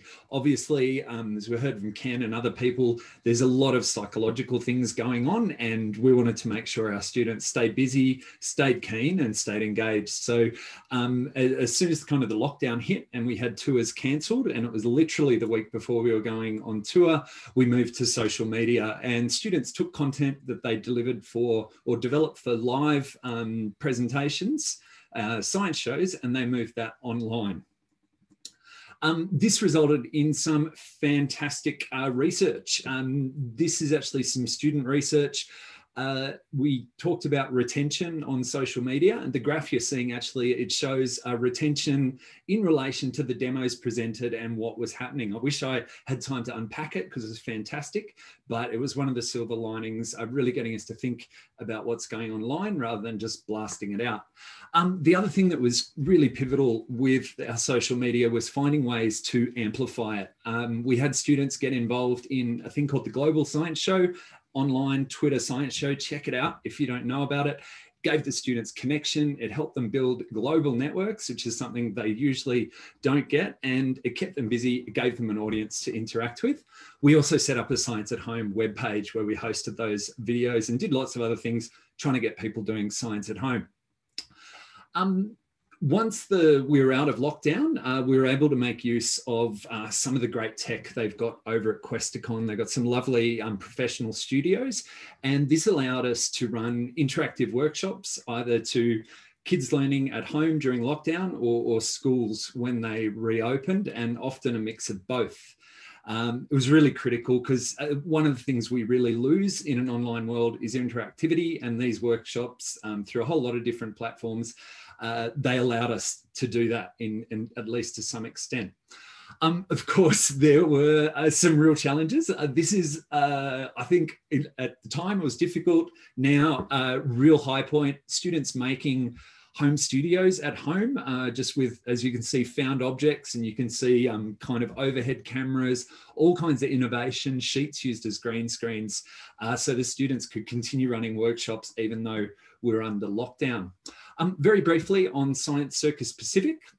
This is a capacity building program working with a whole lot of partners through the Pacific. Obviously, without being able to get on a plane, it was a tricky thing. So one of the things that was particularly successful was Facebook competitions. If you're trying this or you're doing anything on Facebook and you've got a little bit of budget, boost them. You can target it geographically. It really was a game changer for us. We ran a competition getting people doing science at home when a lot of the Pacific countries were locked down and schools were closed. Now that schools have gone back, we're running a school competition and getting some really lovely entries. And one of the huge benefits of this is being on a social network.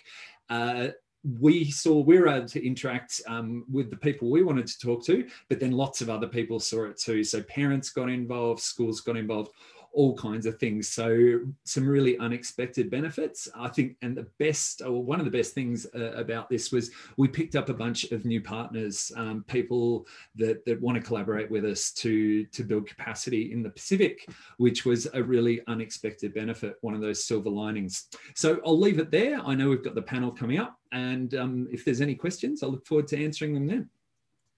Thank you so much, Graham. And we are still in Australia. We are moving over to Dr. Bobby Serini, who is from Questacon. Bobby is a seasoned science communicator with over 25 years of spreading the joy of STEM and STEAM to people all over the world. And she is also the general manager of science and learning at Questacon. So over to you, Bobby. Thanks, Steve, and hello everyone. I'd like to acknowledge the traditional custodians and owners of the lands, the many lands on which we meet. It's wonderful to be here tonight, in my case, to see all of you.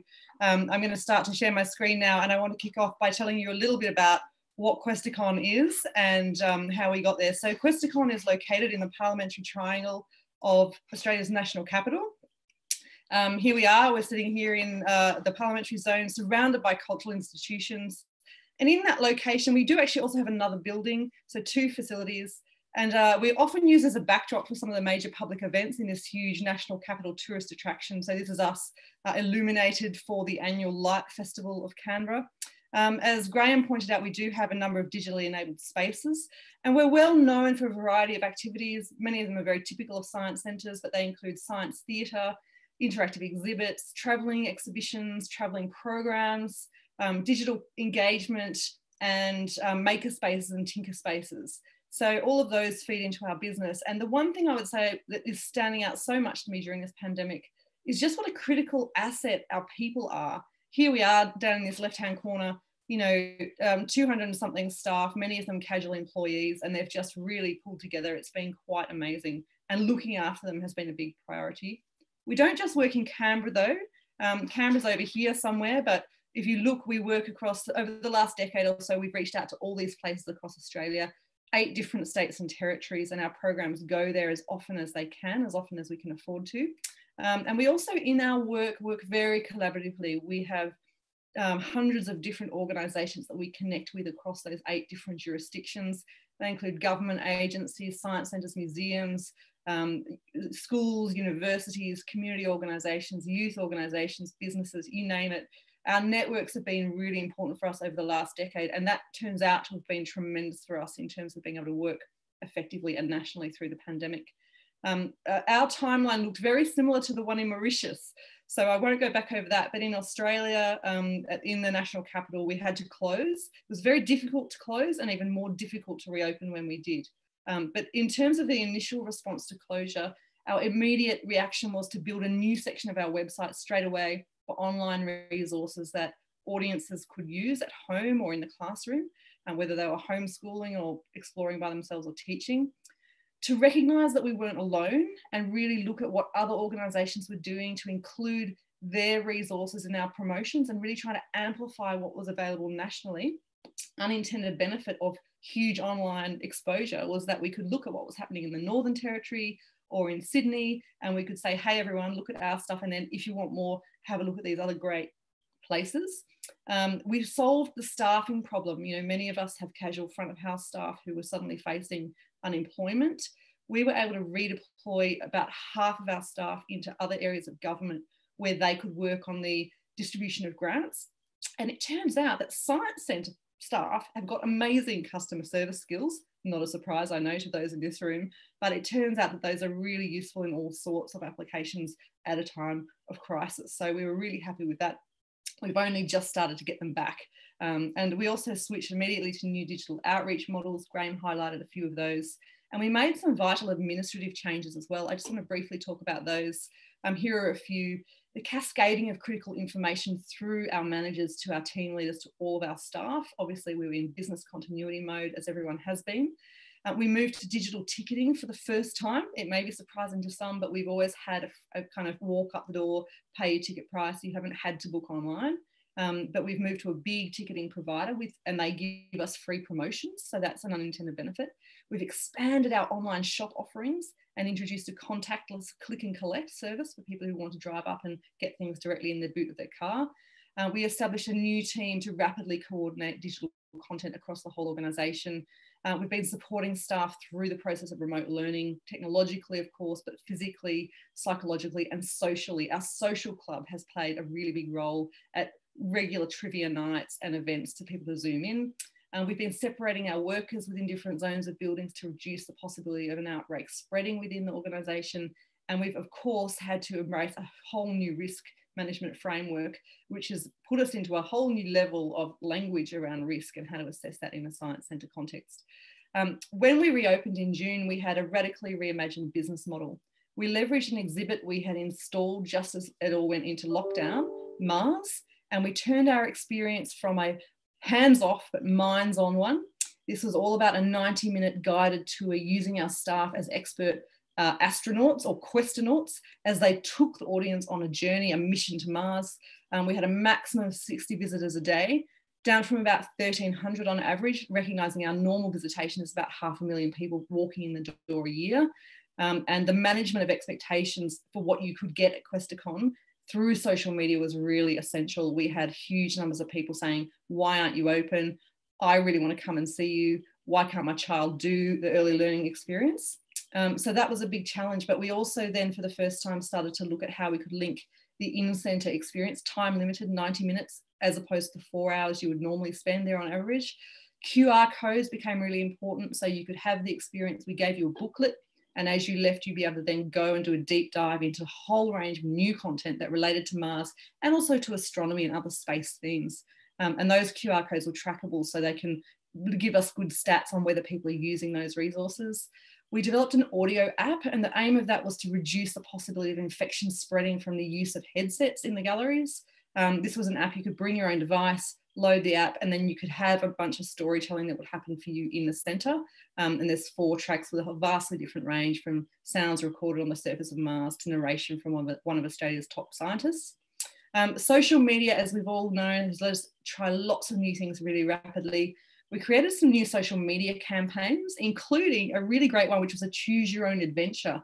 The robots and dinosaurs were 2 sets of characters that invaded Questacon during the lockdown. So you could tune into their adventures daily or weekly as they went through. And then we had a really great dividend that paid off in terms of using social media, which was that we got a much larger audience across all of our channels. And you can see this graph is showing you the uptick, the regular increase across each of those months that we've been going through over the last sort of 12 to 18 months. 100% increase in online revenue through our shop, which was a great bonus given the lack of visitation, and a huge uptick in website traffic as people tried to find out where they could go, what they could see, what they could do. We know that our littlest visitors really miss their regular science story time. So we developed a closed Facebook group where those little visitors and their parents could get together. They could do some science time at home. On the right, you'll see BJ. She's one of our most popular early learning specialists, doing a half-hour rolling and ramps video. A whole series of videos came out where the little ones could play at home and do some science with their mums and dads. And we learned that families would then share their activities back with us through that social group. It was great. So wrapping up now, we found a lot of new opportunities have come out of these circumstances. We've got a lot of new collaborations, which have come about because other organisations are in the same position. We worked out we can work together for collective impact. And this last example is of collaboration with Australia's Women in STEM ambassador for a science story time that looks at challenging gender stereotypes. It's a wonderful adventure about an astronaut on their way to the International Space Station, solving lots of problems. And it ends with the astronaut taking off their helmet to reveal that they are in fact female. And it has promoted lots of interesting conversations at homes about gender equity and diversity in the sciences. There are many key learnings that have come from this. I won't run through them now in interest of time, other than to note there's 2 key things. One is that I think we all know that the key performance indicator of visitor numbers through our doors is no longer the way we should be measuring our performance. And we've used that for a long time, and we know it's no longer sufficient. We do a whole lot more than people walking in our door. We always have, but we haven't really been measuring it in a way that's as visible. And secondly, there are really key questions about sustainability here. How much uptake of our new resources is enough? Is it enough to have 3 people tuning into a session but having a really deep experience or not? And how much of the new content production can we sustain? You know, I think we're in for a marathon, not a sprint. How are we going to achieve that? I'll leave it there. Thanks, Steve. Thank you so much, Bobby. So, wow, we've had a broad range of experiences described to us from all parts of the world. It is evident that obviously the pandemic has had major impacts on all the venues and the organizations. There was a lot of talk about some of the social media techniques that were used to market events, and many of you obviously reported that what you did see is a huge increase, an uptick in the number of social media followers. Today, you might have 1,300 people coming through your door, but tomorrow you could have 20,000 people watching a webinar. So the question is, what is our aim? What is our goal? Are we trying to get more people to be exposed to STEM, or are we trying to get more people through the door? Some of the centers, for example, rely on the revenue of those people coming through. They're not funded by government. They have to get income coming through the door. So the pandemic only allowing 5 to 10 people per day or something like that is obviously the death toll for many of those science centers. And as we heard from Robert, that many of the US science centers were closed and probably won't reopen, which is a very sad state of affairs, and that probably reflects around the world. So we're going to go into our panel discussion. So if our panelists, if you want to switch on your cameras, that would be great. If you don't, I understand. I know that once people have seen you, you can't unsee it. So we're just going to have to let them cope with that. We're going to go through some of the questions that have been posed, and I'll throw some at you as well. And this one was for Akash, if Akash is there. The question was, how does the center ensure such a great reach with the audience? What is your secret? And do you have a designated marketing team? And I suppose that would apply to all of you. So we'll start off with Akash, if you are there. Yes, I am here. Thanks, Steve. Can you hear me? Yes, and Graham says his video is locked. So Ryan, do you want to unlock Graham's video? My video as well. There we go. Okay, and that should be sorted. Okay, perfect. All right. So with regards to marketing, it's a very important element for programs in general at science centers, but also especially for the virtual offerings, because you need to rely on social medias, radio, television, interviews, and stay in constant communication with the people out there that follow you. Word of mouth is one of the ways, but also we are quite fortunate enough to have a wide network that extends beyond the borders of South Africa, and also being part of SASTech as well, the SASTech community. The advertisements for our online offerings also spreads throughout there as well. So that's how we're able to get such a wide reach, but also at the same time being able to produce content that is of quality is important, because then the word spreads from there. So it's vitally important to make sure that the stuff that you're putting out there, as you know, everything you put on the web actually stays on the web. So you need to ensure that it's of good quality, and most importantly that you keep in communication with your client database and with the people out there. To answer the question regarding a marketing person, we don't really have a designated marketing team per se. There is a person who assists with marketing, but they are also spread in different directions as well with the COVID. Yeah. Would it be safe to say that it would certainly be of great help if there was a workshop or a webinar for science communicators on the most effective ways to send out your message via social media? Because, putting out a tweet is not the same as putting out a tweet with hashtags and tagging various organizations. There's certain subtle nuances that go with social media that would certainly boost or enhance the reach. And I think that not everyone would be well-versed in that aspect. We all have skills, but we're not all skilled in many aspects. Accounting is certainly not my skill, but if you had to ask me about social media, I know a little bit about it. But, if you go speak to people in the industry, they would show you a completely different perspective. And I think, Graham, you mentioned it when you said it doesn't hurt to boost certain things because you certainly get the numbers. Can you tell us a little bit more about that? Yeah, look, I'm not a Facebook guru, but what I can say, so with our competitions in particular, we use the boosting. As far as marketing spend goes, or certainly the way things cost in Australia, it's incredibly good value.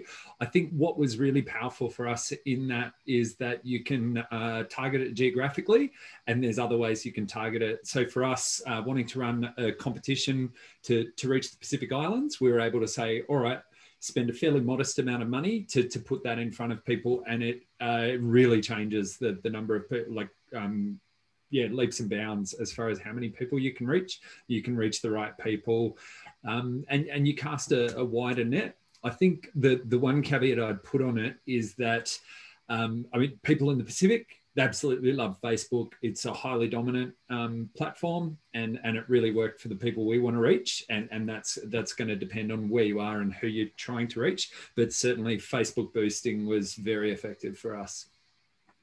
Well, obviously with online, we can certainly measure the metrics. And I think that is critical. But now if I have 1,000 people viewing my show, but they are only spending 2 minutes on that link, then am I really achieving my objective?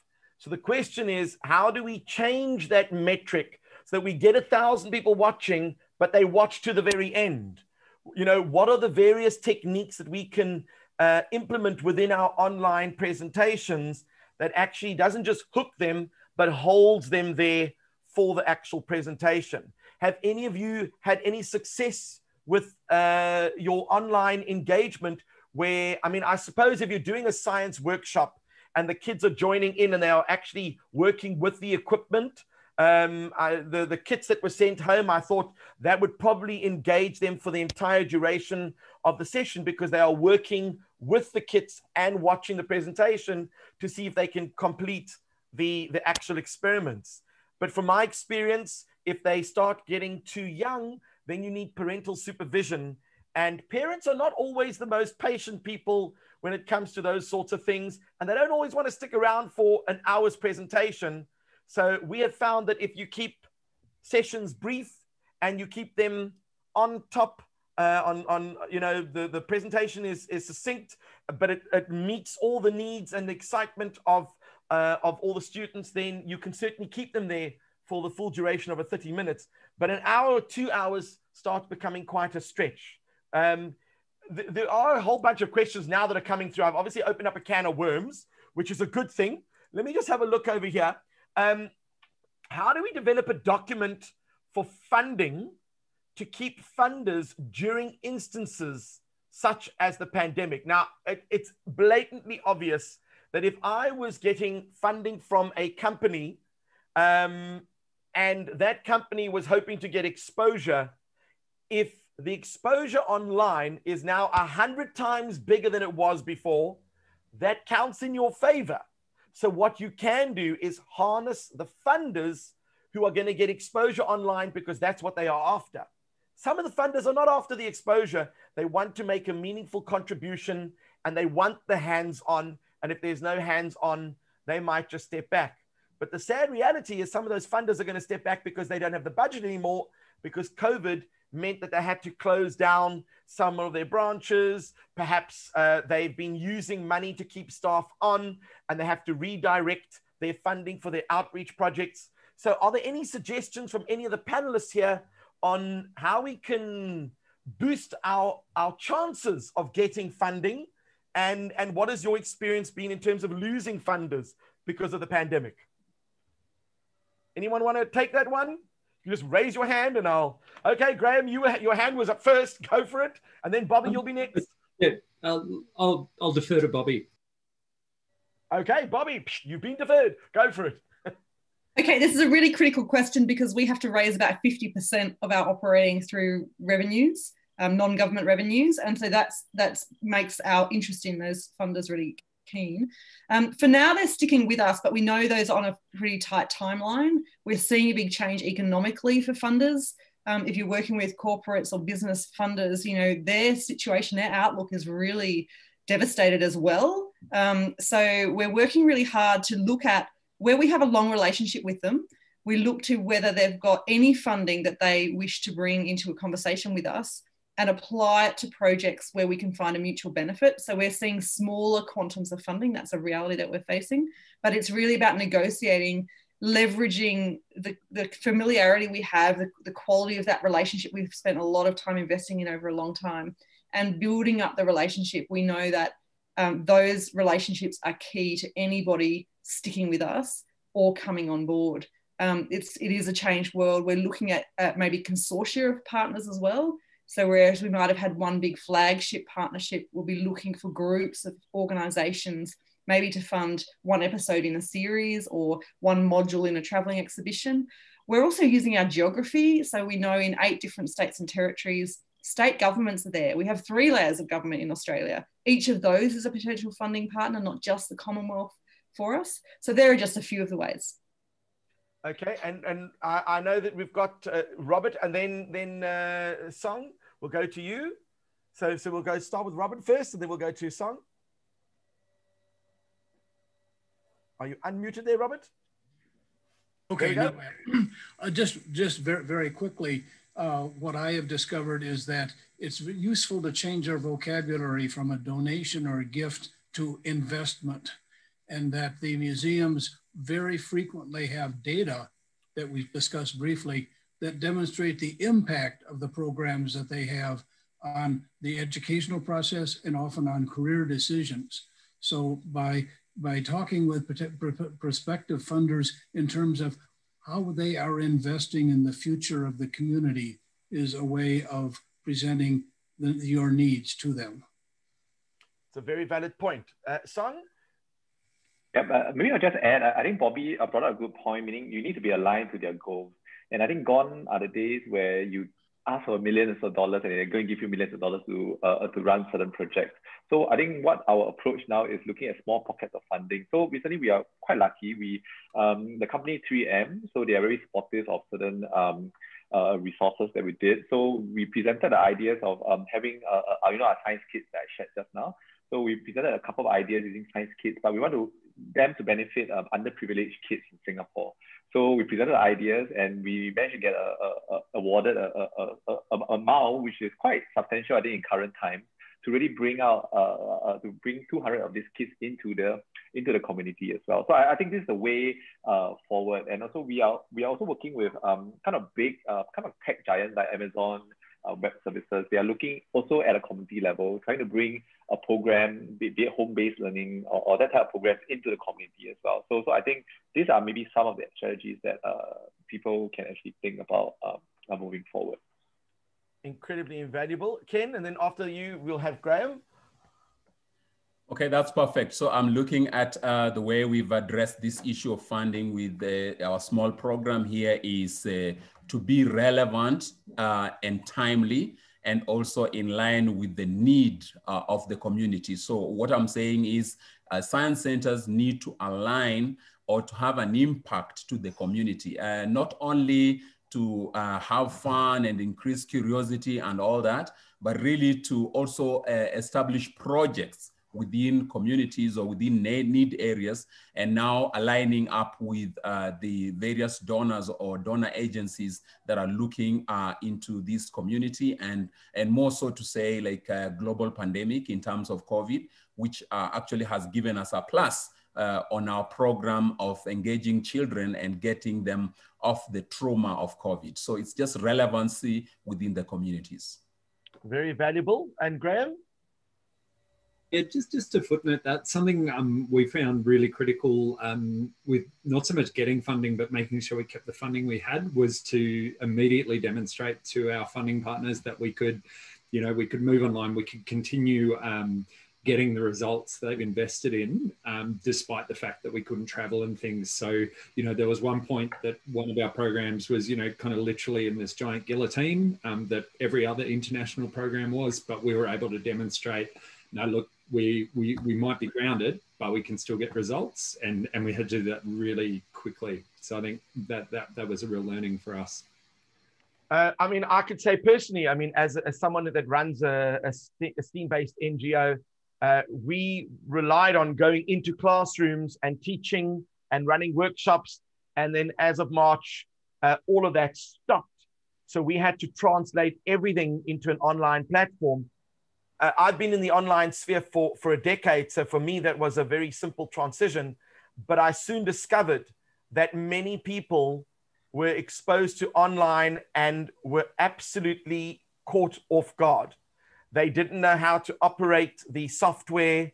They didn't, I mean, we had some wonderful suggestions on some of the software that you could use. I mean, I use OBS Studio and WebEx and Teams and Meet and Zoom and of course Jitsi Meet. You know, there's lots of free software out there that allows you to do what you want to do, but each has their pros and cons. Now, it's great that we are spreading the joy of science via the internet, but I'm sure as it applies in most countries, you have the haves and you have the have-nots. And many of the have-nots rely on hands-on, coming to the center, subsidized entry so that they can actually access the science. If you tell them, don't worry, we're going to offer you an online version, they have to choose between a meal and data. And they don't have access to that meal if they choose the data. And if they don't have a device, then many of the people who probably need exposure to that STEM the most are then obviously excluded. So how do you reconcile? In fact, here's my question, make it even harder for you. If we are moving forward post-COVID, everyone's talking about a hybrid, what sort of model do you foresee science taking on? Because clearly I see the internet as a massive component, maybe even as much as 70 or even 80% of the work that we're going to be doing, because we are now going to be reaching an international audience. However, there are still people that want you physically there, and you're still going to need kids who want to go into a science center and touch things. So what sort of hybrid do you envisage for your models of the future? Don't think I was going to make it easy for you. All right, so I had a whole bunch of hands up. So I'm going to go with Bobby, and then I'm throwing it at Samir and Bamini, because I'm not going to let you sit there quietly. We are going to get some feedback from you too. So Bobby, you go first. Okay, so two things: hybrid exhibitions. We're looking to a model where we actually sort of franchise ourselves. You can't come to QuestaCon from the Northern Territory right now, or you can, but it's going to take you a long time. You can have a little bit of QuestaCon in the Northern Territory if we produce great graphic panels that can be printed off in the location, simple builds, instructions for graphics, instructions for interactive elements, instructions for building bases. You know, a local men's shed or a local museum or library can create these. They can print the panels off as posters or as pop-up banners at whatever scale they like. So we're looking to that hybrid model where a little bit of QuestaCon goes everywhere and is available at very low cost or for free. It's essentially saying it's a Creative Commons license. Use our Mars exhibition. Here's 10 fixed panels plus some templates you can use to fill your own. And that lets everyone create their own version, which I think is really cool. Second thing is hybrid programs. We're really looking at our networks and saying, we're going to do a part of the program delivery. We might do it remotely. We might travel and send a small team. But we're going to send some QuestaCon exhibits ahead. We're going to do some capability development with regional organisations so that they can deliver demonstrations, shows, and they can bring their local experts in to engage with us from wherever they are. And our audiences can be in multiple locations at once. So we can showcase what's happening in Brisbane, in Queensland, and in Tasmania with regional organisations wherever they are. And I think it's about taking what we do out in much more creative, diverse, and segmented, fragmented ways.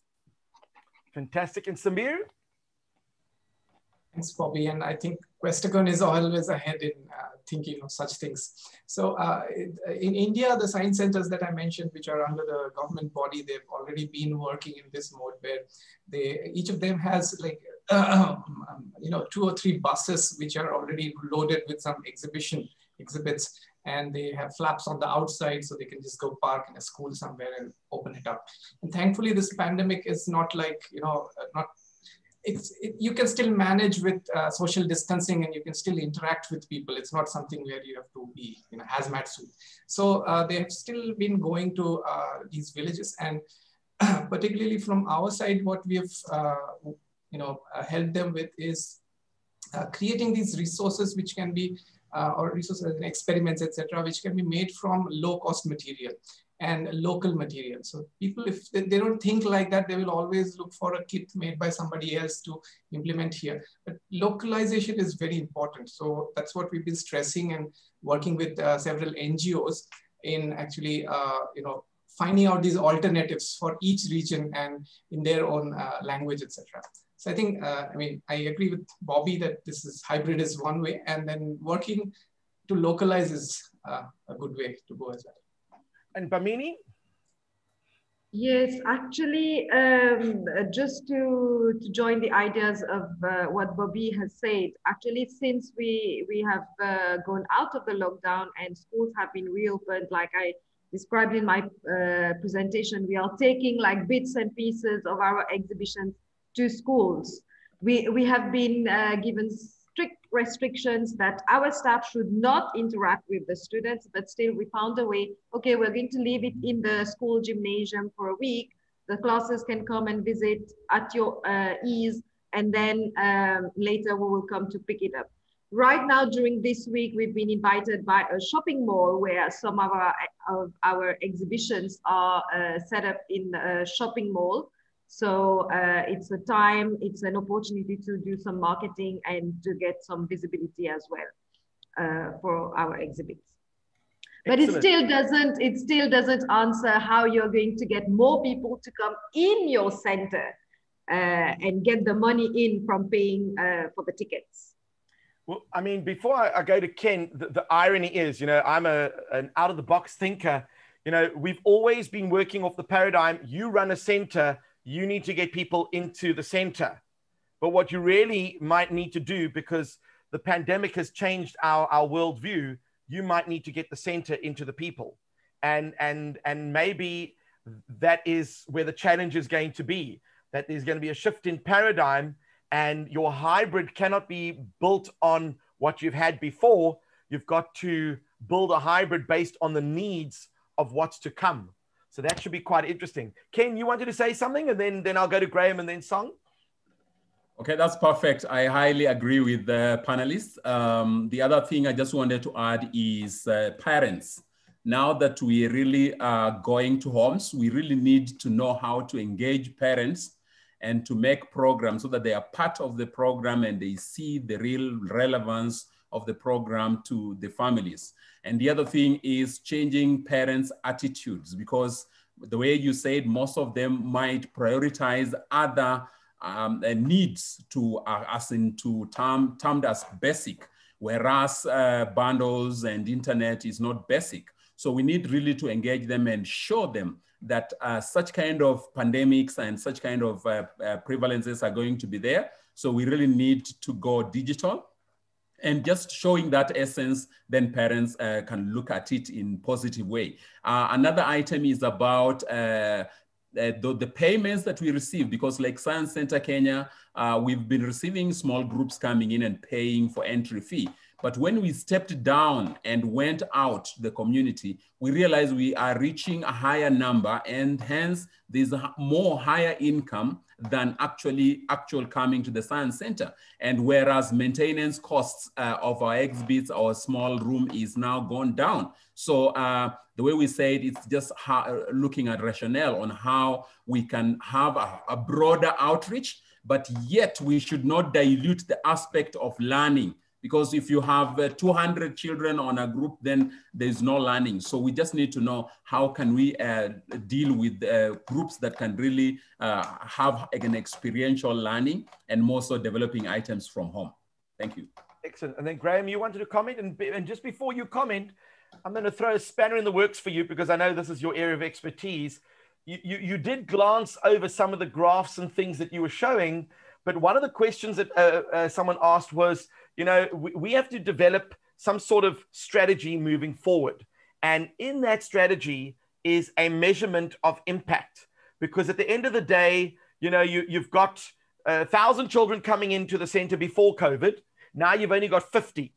But what about the quality of the impact that you're making? So you obviously look at things like, how do you quantify or measure the reach in terms of the physical things that you are doing? Because you have to supply that information for grants and funding proposals. They need to know what sort of reach you're having. But are we now going to change our perception of reach? Are we now looking at qualitative reach, or are we looking at quantitative reach? So I'm just putting that in the back of your mind while you're going to respond to the other things.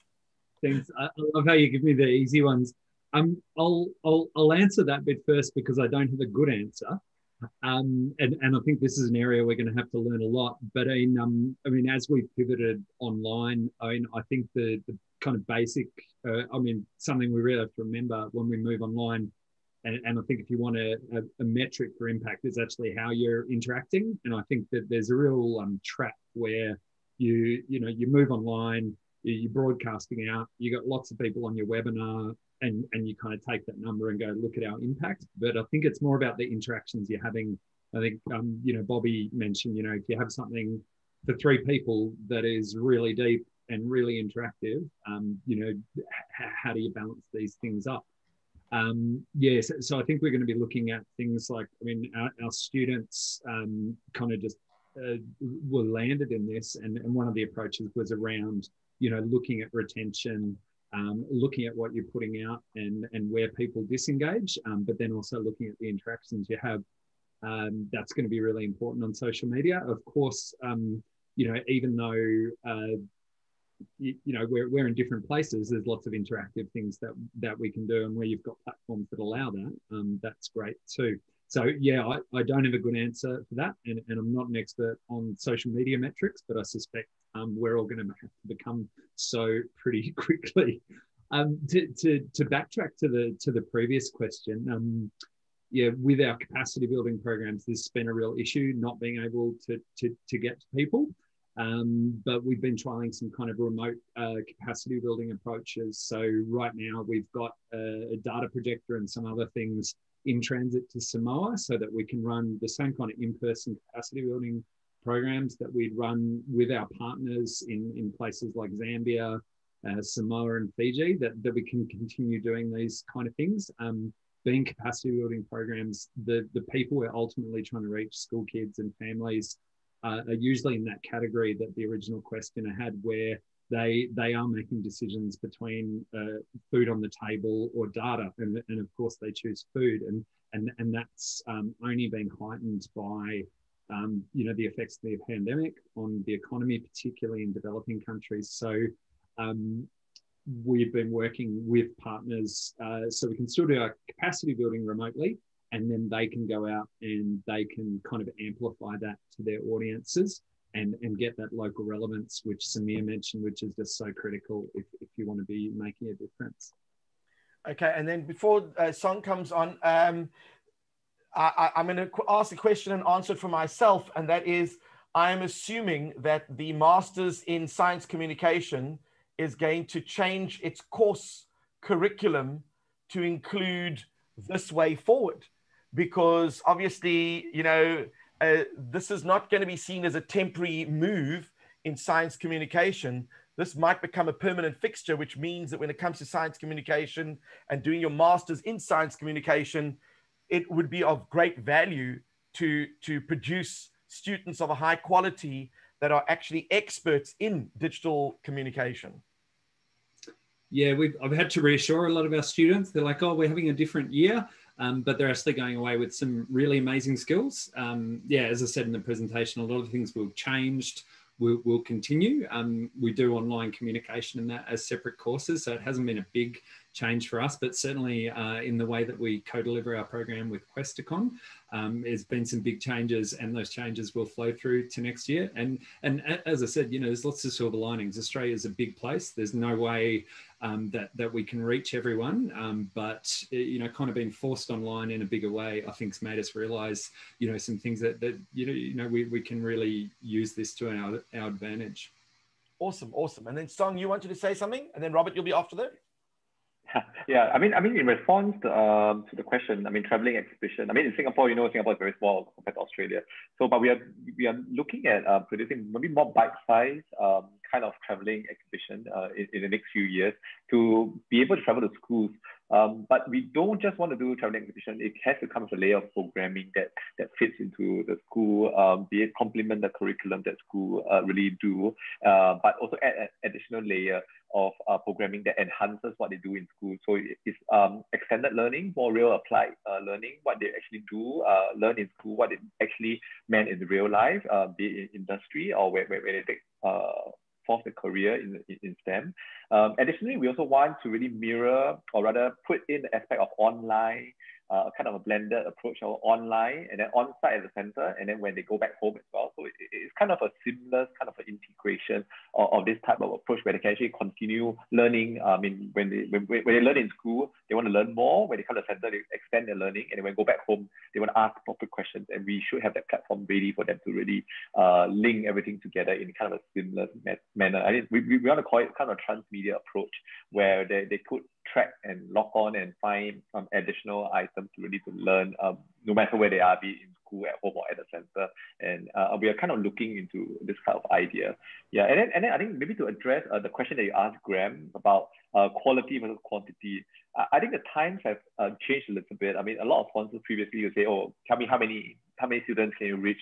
Can you reach more every year?" I mean, it's not sustainable because year on year you cannot keep saying I want to grow by 20%, 30%. But quite recently, we've seen that in terms of qualitative growth, there are some sponsors that actually don't want to have such a big number. They want to have a small cohort of, say, maybe less than 40. We have this program called Abbott Young Scientists, funded by Abbott. So it has been with us for 7 years now. So the first batch of students, we usually start them when they're primary 10 to 11 year old in Singapore. So the first batch of students, can you imagine, they're probably 17, 18-year-old now. So we keep in touch with them. So we form very good alumni network with them. Every year we invite them back for the kind of a graduation ceremony of the next batch. So now we get them very involved in our programming. So the first 2 batches of students are now in kind of polytechnic going to university. So they're now able to say that this program is the one that made me choose a career in science that I want to do in the university, or a course in the polytechnic that I want to do. So I think our sponsors are very appreciative of that. I mean, every year we do 36 students, but if we have 5 to 6 students every year based on that coming back every year saying that this program has made me really, really want to do science, because they're all from underprivileged family. So I think this is kind of I mean, it takes a lot of belief from the sponsor, and it's also very long term. You can imagine 6 to 7 years. No sponsor is going to say, "Oh, only 30 students a year. I'm not going to keep with you for 5 to 6 years to see whether you really got an impact." But I think we managed to find a sponsor that really believes in this. So just to share this idea across. Thanks. Thank you. I mean, I think before it was first Robert, then Bamini, and then Bobby. What is interesting is that when it comes to sponsors, you have to manage expectations. Because if they come in with a certain expectation of numbers, reach, that type of thing, but you come in and you sell them, it's not about the numbers that we are reaching. It's about the quality of pushing 4 or 5 candidates through to a master's degree in science communication, which will have a giant impact later on. It is about helping them to understand why they are investing. And I think Robert hit the nail on the head as well, that it's about investment. That is definitely key. So it was Robert, and then Bamini, and then Bobby. All right. So Robert, you wanted to say? Well, I'll pick up on what you were just saying, in that the idea of investment and being able to measure what is being accomplished over years, not just counting numbers of how many people came in on Saturday morning. That's a very important approach. But the whole thing, as we're having this discussion, is the word audience is a plural. There are many audiences for our institutions, and our strategies have to understand the differences between those audiences, what they need, what they are going to respond to, and then what resources we as institutions have to have in order to satisfy those particular audiences. So I keep telling my clients, you have a different audience on Saturday morning than you do on Tuesday afternoon. And you have a different audience at 10 o'clock on Friday than you do at 4 o'clock on Thursday. so that you've got to be thinking in this kind of a larger description of what your audience is. And then another thing that came up a little while ago that I think is really important is for science centers to understand and to talk with their visitors, their audiences, about local science. And what are the things that are being done here? What are the factories in this town doing? What are the natural resources of this part of the country? What are when you drive home, when you take the bus home, what are you seeing in the way of applied science in our community? So that science is not something that's remote and in the textbook, but it's something that we see every day. And if the Science Center can help us understand what is going on and then want to be in it ourselves, then I think we're accomplishing a very important objective, and that is the relevance of science to everyday life for everyday people. Okay. Bamini, you wanted to say something? You're on mute at the moment.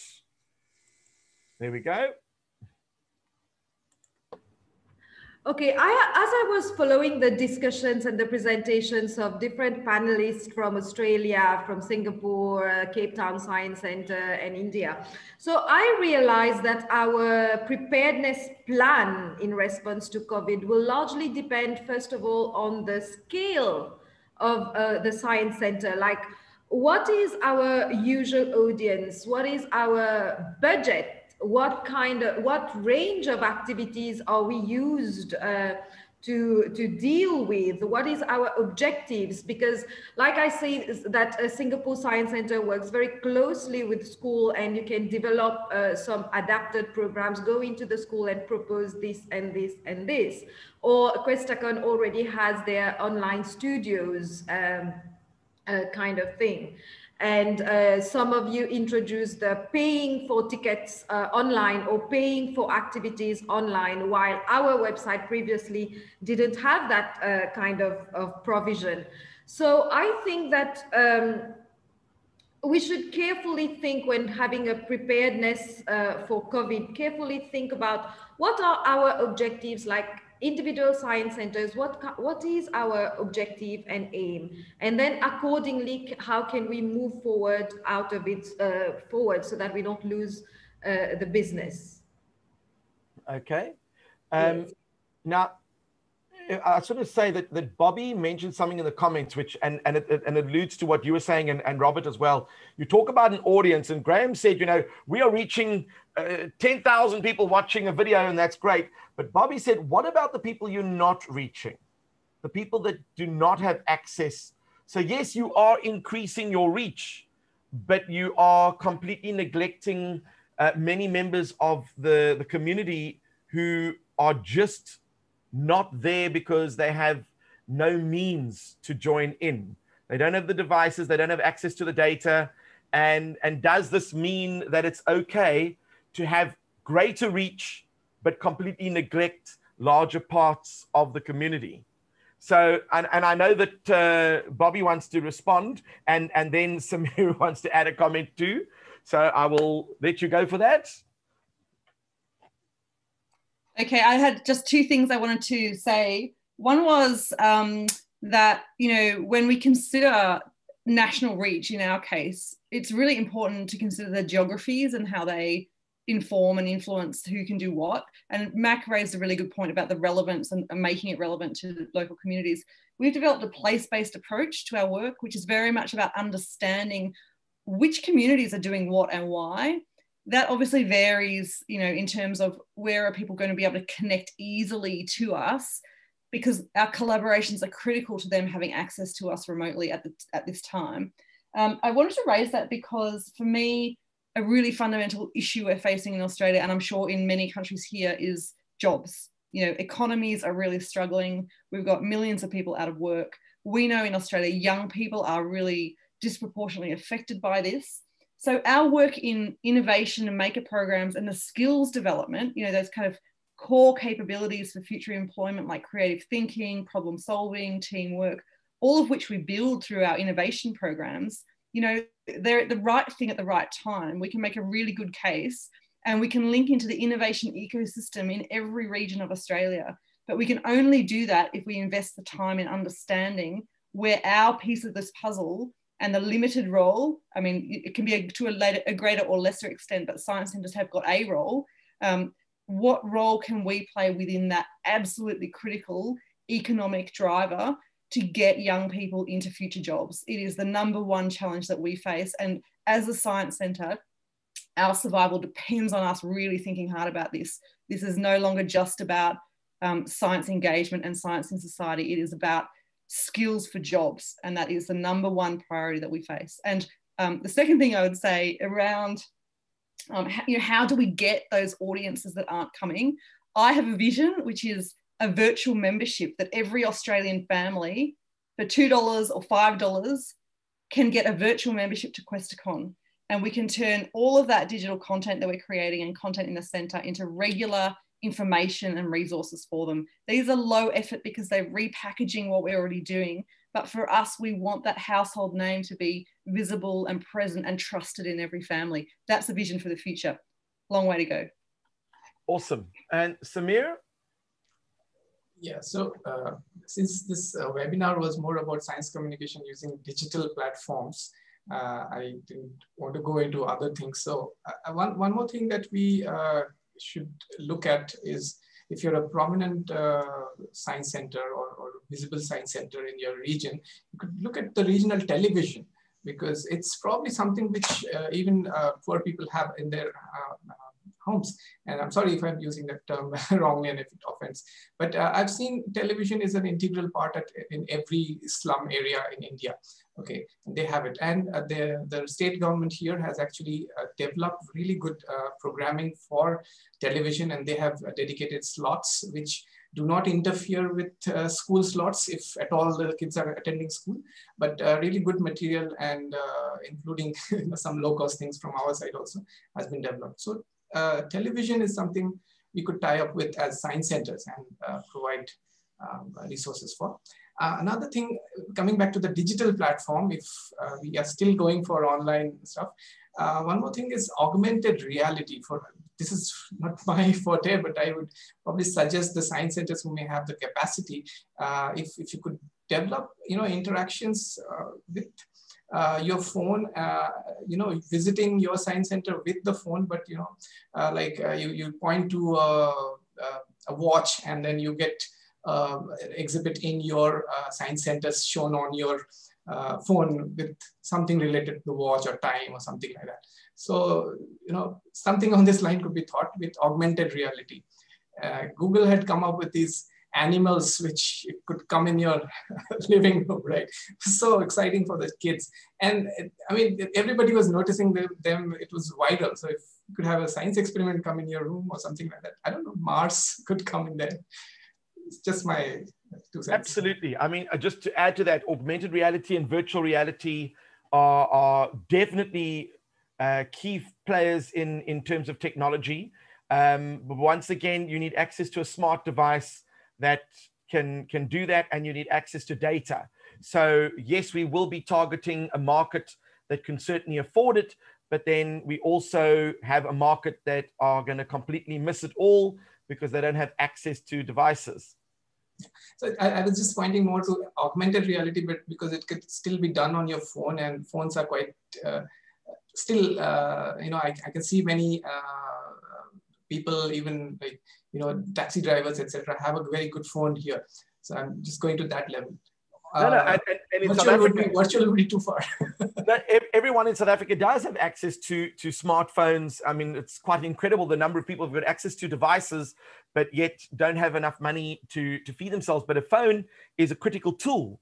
And what happened in South Africa here is that I work with a collective of teachers, and we worked with a very well-known philanthropic organization that asked and lobbied for certain websites to become 0 rated. And that means that if you go onto those websites, you don't incur a data cost. And all the content on those sites, if you are going through certain cell phone providers, will not cost you anything. And that means you can hold school curriculum, you can have science experiment videos on a website, and anyone who accesses it on a device would not have to pay. And I think that would be quite important. Now, we've only got a couple of minutes left before we go on to our next part. I just wanted to share an idea that, I met a very interesting speaker who came to South Africa a few years ago talking about the implementation of Bluetooth at an art museum. They were trying to get young people excited about art. And when these kids go on an outing to an art museum, it's just an outing. It didn't really switch them on. So what they did was they asked all the kids to activate their Bluetooth on their phones, and they placed beacons in certain parts of the museum. And as you walked in, you received a message from one of the characters in the painting.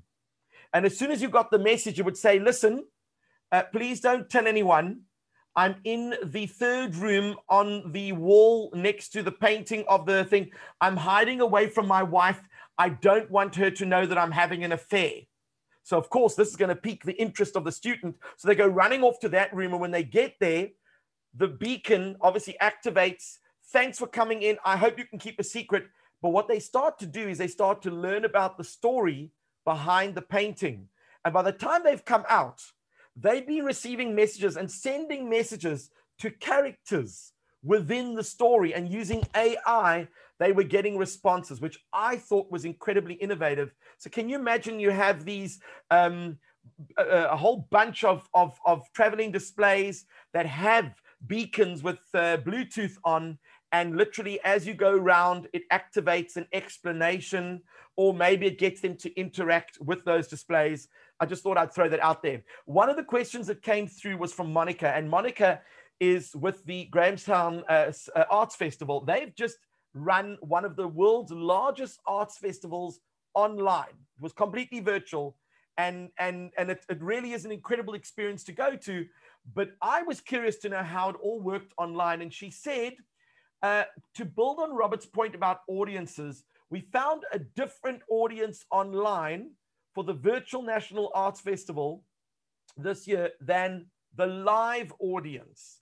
For example, we found a younger audience, which did not surprise them, but they said that there was a far greater percentage of males who were actually engaging in this online activity. So out of interest, did any of you find that within your online engagement, the audience that joined in, were they your regulars or completely different? And were you surprised by the audience that took part in your activities? Don't all rush, one at a time. Akash, you are in charge of crowd control. Did you see how they all rushed to put up their hands to respond? Okay, Bobby, go for it. Just one example, because to be honest, we don't keep, the only way we can sort of see what the demographics are is when we're in something like Facebook, and you can make an assessment based on the names and the stories people are telling. But we found that when we released a series of social media posts, our robots and dinosaurs social campaign was basically about, while the centre was closed, the robots came out, the dinosaurs came out, and they took over Questacon, and they were in conflict, and they were having fights and wars and tricking each other with science puzzles. And there was a whole series of adventures that happened. But what we found is that adults really got into it, and they really liked it when we introduced a choose your own adventure model, where you had to make a selection on the social media about whether the dinosaurs should do X or Y in order to release their friend who'd been kidnapped by the robots. And we just had so many comments from adults saying, I just came across this, my friend told me about it, I think it's hilarious, thank you for making my week. I'm in lockdown and I really appreciate, this is a great laugh. And to have that kind of social engagement around something that we honestly just thought would appeal to our little visitors, our younger ones, it was quite amazing. It was surprising to us. It doesn't surprise me at all, because a certain generation read the Choose Your Own Adventure books, and they were probably thinking back from a nostalgic point of view, I used to love those books. Maybe that's possibly one of the explanations why a slightly older audience might have been excited about engaging in something like that. One other question. Also, I just think everyone's sick of lockdown. They just want some fun. Completely, completely. In fact, it's interesting that you say that. Someone was saying to me that, they have to go and do a presentation for business presentation. And I said to them, whatever you do, just remember that Zoom fatigue is a real thing, that people have been doing so many Zoom activities that what happens is they join for the first 2 minutes, they switch off their camera and they carry on YouTubing. Unfortunately, they leave their microphone on, but that's another story. So they actually engage in what you're doing for the first 2 minutes and then they switch off. And I said, it's important to ask them questions, get them to respond in the chat. It's important to give real life case examples to make it interesting and play 1 or 2 games, because if you don't, what ends up happening is that they switch off and they go, I attended it, I got the certificate, thank you very much. So that is always a challenge. But the one final question I have for the panel is the monetization of your online activities. We all have to admit that we would love to do everything for free, but free doesn't pay the bills, it doesn't pay salaries, and it certainly is not going to keep the doors open unless we are monetizing what we do. Are there any gems that you would like to share in terms of what you have done that you feel could become a sustainable way of monetizing your online activities? Kenneth, you had your hand up first. Go for it. Okay, thank you so much. That's what I had indicated, that one is we need children to pay for the programs we run. But then these children are very diverse. There are those who cannot afford, there are those who can afford maybe halfway, and there are those who can pay a full fee, and there are those who can even sponsor others. So what we've done is to ride on all this and try to see and gauge the situation. And we have had sponsorships where they are blind sponsorships. We don't have money to sponsor, but we know if a child pays half the cost, we can easily write a sponsorship to them, maybe half the other cost. But also we call out on other parents who can support other children within their communities, and they can pay for them to attend the sessions. So maybe that's what I would say. And the other thing is we ensure that there is a product after the money, the learning, and also they can be able to make something so that later on they can look at it and say, we made this out of the money that we paid for the session. I think that's that's valid. And there was talk, for example, of, getting corporates to fund certain project-specific things. It's what I call OPM, other people's money, that if you are going to run a workshop, that a percentage are not going to be able to join in because of finances. So you speak to a corporate and say, why don't you sponsor 10 children? We will find the 10 children, and at least they can participate because money is no longer an obstacle. Are there any other ideas of ways that you have generated income through monetizing your online activities? Akash, do you have any comments? I'm not going to let you sit quietly. Well, we've tried it at the Science Center for a holiday program. And unfortunately, it wasn't very good in that respect. There wasn't much funds we could generate from there or sponsorships from there. And we find that being able to have a funder behind your programs helps a lot, in order to support that, because in the current economic climate, people are reluctant to pay for virtual programs, especially when there's such a large amount out there. And the current situation that is felt in households. People want to be able to engage, but they don't have the means to do so with regards to taking out, funds from their salaries to support these type of things. And so we found that it is almost easier if we identify the needs within the communities and get a funder behind it to support those programs. And as a result, all of those virtual programs that we were offering we had a funder behind it. However, there were a few that we had offered for free, basically, to enable those public members to be able to participate, bearing in mind that you also want to keep in the minds of all the people in the community. And sometimes you gotta also give a bit to get more. So yeah, that's how we approach that. And I think one thing that should be noted is that because so many people went digital, there were many choices of what you could go to. And if you had a choice of paying $5 for one event and going to a free event at the same time, it's a no-brainer. Competition did step in. So a lot of science centers were competing with Facebook Lives and YouTube Lives and Twitch and all these things that were going on, where top science communicators were available and were providing incredible content.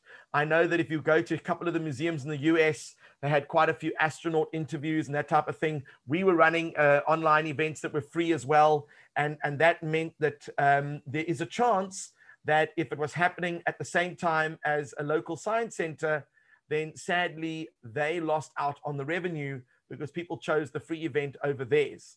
And that is always a reality. But I know that we can talk for hours and hours, and I certainly can.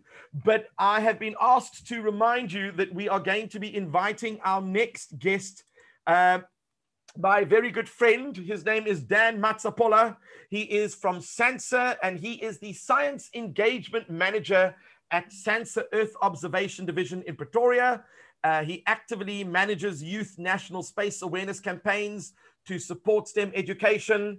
And he is one of those people who is not afraid to climb into the trenches and do it. He gets into his car and drives many hours just to reach some of the most remote areas so that he can promote the whole idea that space and science and technology and mathematics is actually exciting. So let's just find out, is Dan there? Hopefully he's there. He is indeed. Dan, I'm going to hand over to you. Thank you, Steve. And greetings to everybody. And thanks for the wonderful presentations that have been put across. I was requested to look at putting together a document on best practices for science communication using digital platforms. And so I did take some notes as the presenters were going through the presentations, and I've clustered them into several categories. Just let me make a reference to the notes that I took. All right, so one thing that is for sure, well, like I said, best practices for science communication using digital platforms. And what I've picked up is there was the disruption. The disruption, unanticipated, unfocused. So everybody has had to respond and react, not proactively, because there was no expectation of the scale of this kind of disruption. Then the second part is how various centers have responded to this from, yeah, let's just wait a little bit longer, maybe a few months, this will go away and we'll go back to normal. But here we are, I guess. So the various approaches, of course, they are dependent on the scale of operations that each center actually goes through. And of course, several remarks have alluded to this as well. So the responses have varied. There are local dependencies, including the nature of the science center itself. Is it in an academic institution? The resilience that has been built in would differ from the center that is funded by a corporate, as a corporate social investment, for example, where the corporate themselves may have been adversely affected. The third part, from the response, we'll move to the third part, which I believe is the key part that has been communicated by the various presentations that I looked at. There is a need to develop a science communication disaster management plan by everybody. If you look at the Science Center as a business and its continued operation or business continuity is a key priority to retain those jobs, to keep those communities engaged, and to continuously feed the strategic objectives behind its establishment in the first place, it is clear that there is a need for a science communication disaster management plan. This time we are looking at a global pandemic. Tomorrow it may not be. I'm sure there was also some disruption that came with the introduction of the fourth industrial revolution, okay? Then there is the lessons learned part where we are beginning to realize that markets have shifted, target audiences have shifted. You have alluded earlier, Steve, to the type of communities that you are increasingly engaging with online that are totally different from the ones you were used to engaging through your face-to-face, through walk through the door kind of activities, or taking your exhibits to wherever it was possible to get to with your partners that you work with. So lessons learned. And increasingly here we are seeing the profile of the target audience changing. And we are also seeing that activities are increasingly moving towards the home. Even schooling has moved to the home. And so therefore, we have found that new dynamics come to play because now home dynamics come in. The nature of the science that the center focuses on has come up very strongly. The nature of the science that the organization you represent focuses on. I have seen a lot of astronomy, space science related activities. Of course, stars and and planets are continuously operating. Satellites didn't see much disruption. So you see that the nature of the science that you focus on suddenly becomes the game changer, and it allows you some leverage there to be able to do some minds-on and not necessarily hands-on activities. Okay. The other part that I think I've picked up as critical for the concept document is the need to demonstrate return on investment for the investors, the funders, the stakeholders who actually fund your existence. And of course, there is also an increased need to be relevant because suddenly you are not able to reach those areas that you used to reach through travel. You are suddenly restricted to the same geographic space. And if you are relying on feet through the door, your numbers have gone down dramatically, meaning that your economic sustainability is impacted. So this leads to the need to revise business models. I guess that was always a need, even with 4IR coming to the fore. The huge transition to online, and there is a need there to share the tools of the trade where your teams may need to get trained on how to use these social media platforms, how to adapt your various face-to-face activities to the online platforms, the use of social media, and I've heard very fantastic comments here relating to once it's online, it's permanently online. So being careful what we put out there, because suddenly we find ourselves with items that will be there with us 5 years down the line when we have actually evolved into this new reality.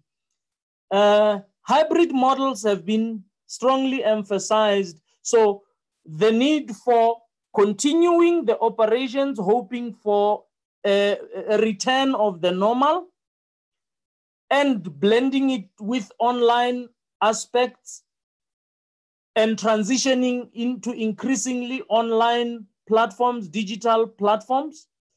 And of course, there is one question that underscores all of these activities, which is what are the silver linings in this dark cloud?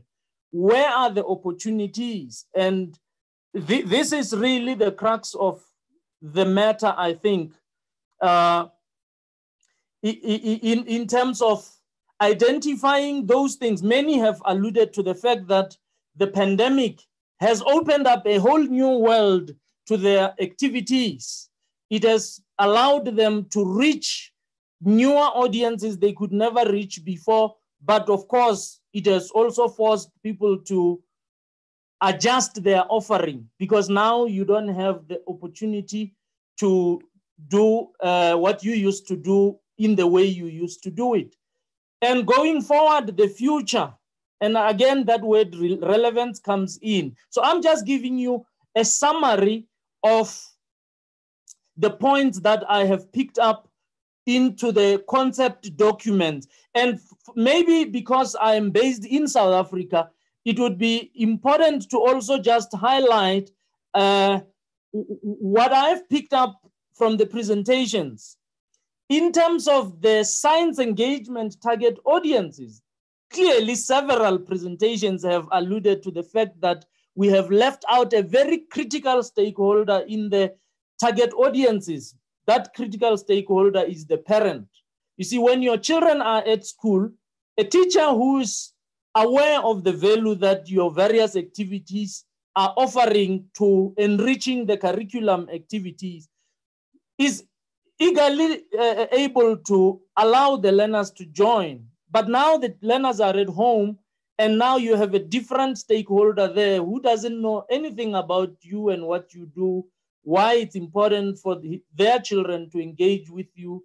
And these parents may have already been adversely impacted by COVID-19 itself. So the role of the parents, in fact, I have noted there on the I just became shy to share my screen, but if I may just share this one in particular and use that to communicate the point I want to make. And I think that the gentleman from Mr. West, Dr. West from America has alluded to that. Am I able to share my screen? I'm trying to do that, but I'm not going through. It is working beautifully, Dan. Are you seeing my screen? We are indeed. So what I wanted to share was that slide. I hope you can see it. The science engagement target audience. Of course, in South Africa, we are guided by the science engagement strategy. So we see the 11 target publics that are identified, and increasingly the role of the home is very clear. And when you look at the target audiences, parents are definitely missing there. And they have suddenly become the key decision makers in terms of exposure of their children and them being able to supervise their children. They need to see the value, because if you're only delivering value to the children and you are hitting above the head of the parent, there's likely to be a mismatch there. A key point that was also identified by one of the presenters is that is the key performance indicator of the number of people that walk through or that have been engaged still a good measure going forward? Or should we look at adapting to a different way? And what are we trying to, in South Africa, we are saying science and society engaging to enrich and improve lives. We are developing a society that is knowledgeable about science, critically engages with it and makes input into the discussions and the discourse on science and how it impacts their lives. Of course, one other thing that I've picked up is that the nature of the science you focus on becomes very, very critical. So, for example, sciences that lend themselves not necessarily linked to a business process that takes place in a particular location with particular equipment that is required tend to be more easier to adapt to a changed environment than those sciences that are locked to a particular geographic space, that are bogged down into particular equipment and infrastructure and taking the laboratory, so to speak, out of the lab into cyberspace. And so the tools of the trade really refers to the sharing of those technologies and platforms that we have found to work very, very well. So Steve, let me not take too much time and leave it there for now and in your capable hands. Thank you so much, Dan. First of all, and as it was mentioned already, kudos, Samir mentioned it, kudos to you for putting this document together. I do know that the panelists and probably many other people would be very interested in getting their hands on this document. So I'm assured that you will get access to this document, and perhaps maybe even if we make it a document that can be editable, we can get all of us collaborating and adding to this document.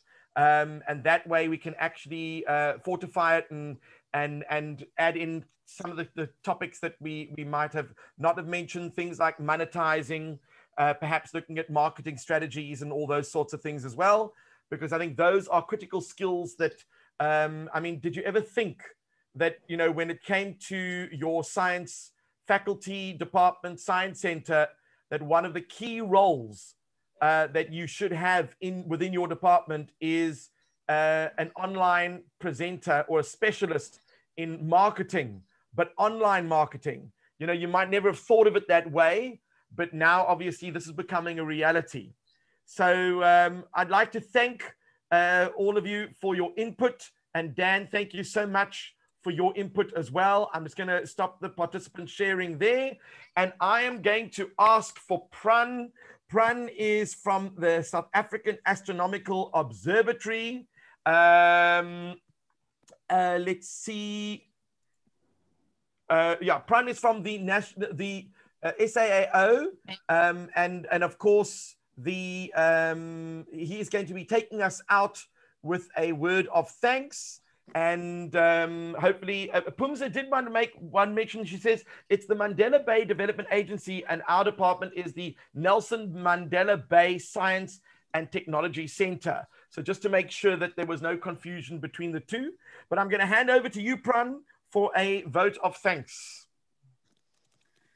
Thank you very much, Steve. And I think on that note, we have to give due consideration to all of our international participants that have come together and allowed us to host this platform where we can exchange ideas, we can look into the developments and how we as science engagement professionals, scientists, are going to take ourselves forward after the COVID pandemic. I want to thank Dan. That was a fantastic presentation at the end, capturing all of that information. Thank you very much. I want to thank Steve. I see that we still have you out of space. It's always good for you to sign in with us, Steve. Thank you very, very much.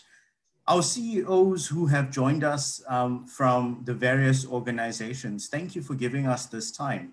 I do know that we have very, very passionate science engagement CEOs that take the time off to do this and to promote science awareness and appreciation of science and ensure that we're taking everyone forward.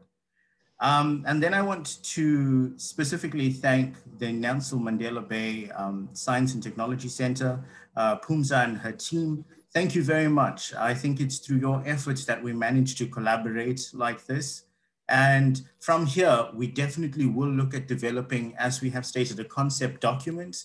Once that document is ready, we'll definitely have it available after being verified and checked by all of our international panelists, available for the public and hosted on our websites. It's fantastic for us to share these views around the world of what we are able to do and how we see our engagement going into the future. Lastly, let me thank the SciFest Africa National Arts Festival and the SAO teams that have come together for hosting this. It has really, really been a fantastic webinar. I think we can all agree. And we look forward to seeing you throughout the rest of the day. Please remember to join us. We have a 1400 lecture by Professor Bruce Bassett as he takes us through cosmology and everything happening out in the universe, and even throwing in some artificial intelligence. Later on this evening, we're going to go on a search for life with Professor Sarah Seeger. a real ambassador in her field at 1800. So please stay tuned for that. Thank you.